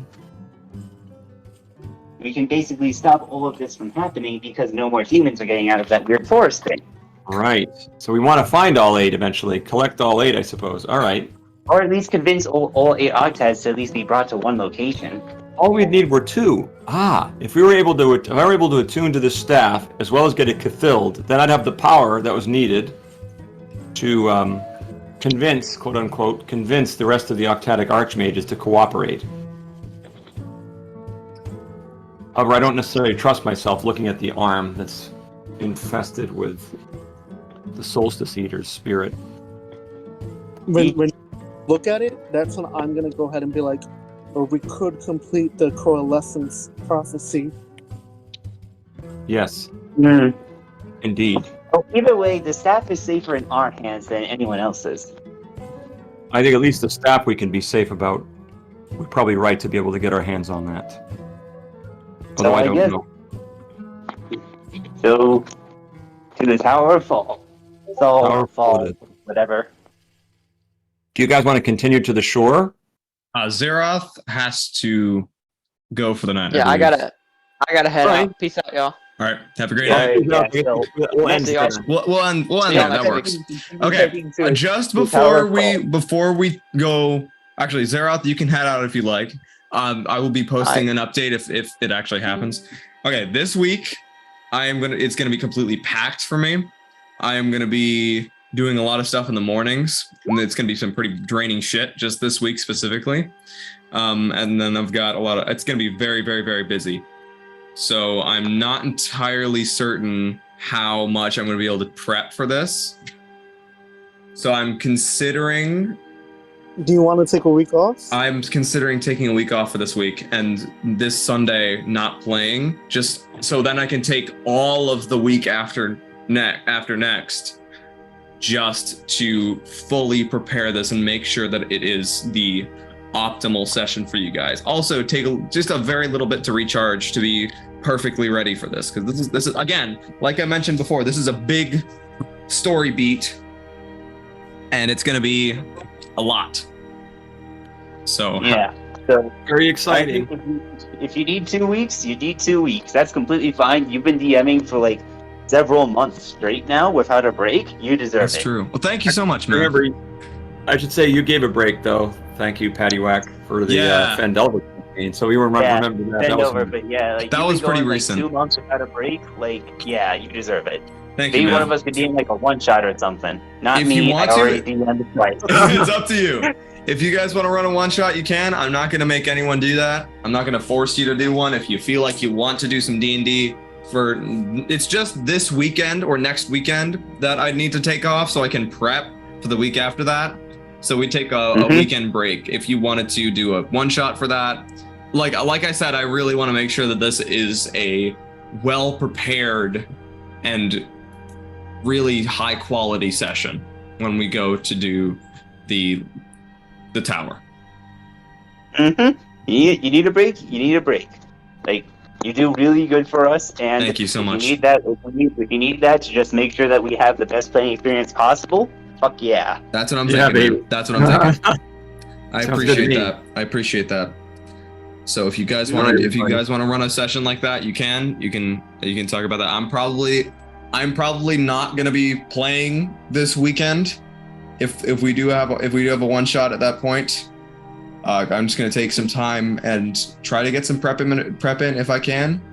But yeah, the week after that, then we'll get to the Tower of Fall. All right. All right, Sounds good awesome. to me. That is crazy. Thank you guys. Good It times. is. It is. It's gonna be insane. Okay, Yeah, I'm amazed. Yeah. you guys have an Its awesome own little night. mini arc. Huh? Mhm. What'd you say? It's gonna be its own little mini arc. Oh my God. Yeah. Mini arc. It is. Oh yeah. Well, that was a lot shorter than I expected, but it works. All right, I'm gonna end recording right about here. It deserves to be shorter. Hard right. There was no way out of it if you think about it. Yeah. This is like we didn't even make a choice. It had to happen this way. Yeah. If we were to like ignore that, it wouldn't make any sense in the fiction. It would make no sense in the fiction. True. If you were like, you know what? Yeah, this guy's right next to We'll the chill. arcane octet, and we're gonna ignore it. Yeah. I got you. I got you. Yeah. Cool. Anyways, I'm going to end the recording right about here. Bye. Awesome. Bye-bye. Good night, everybody.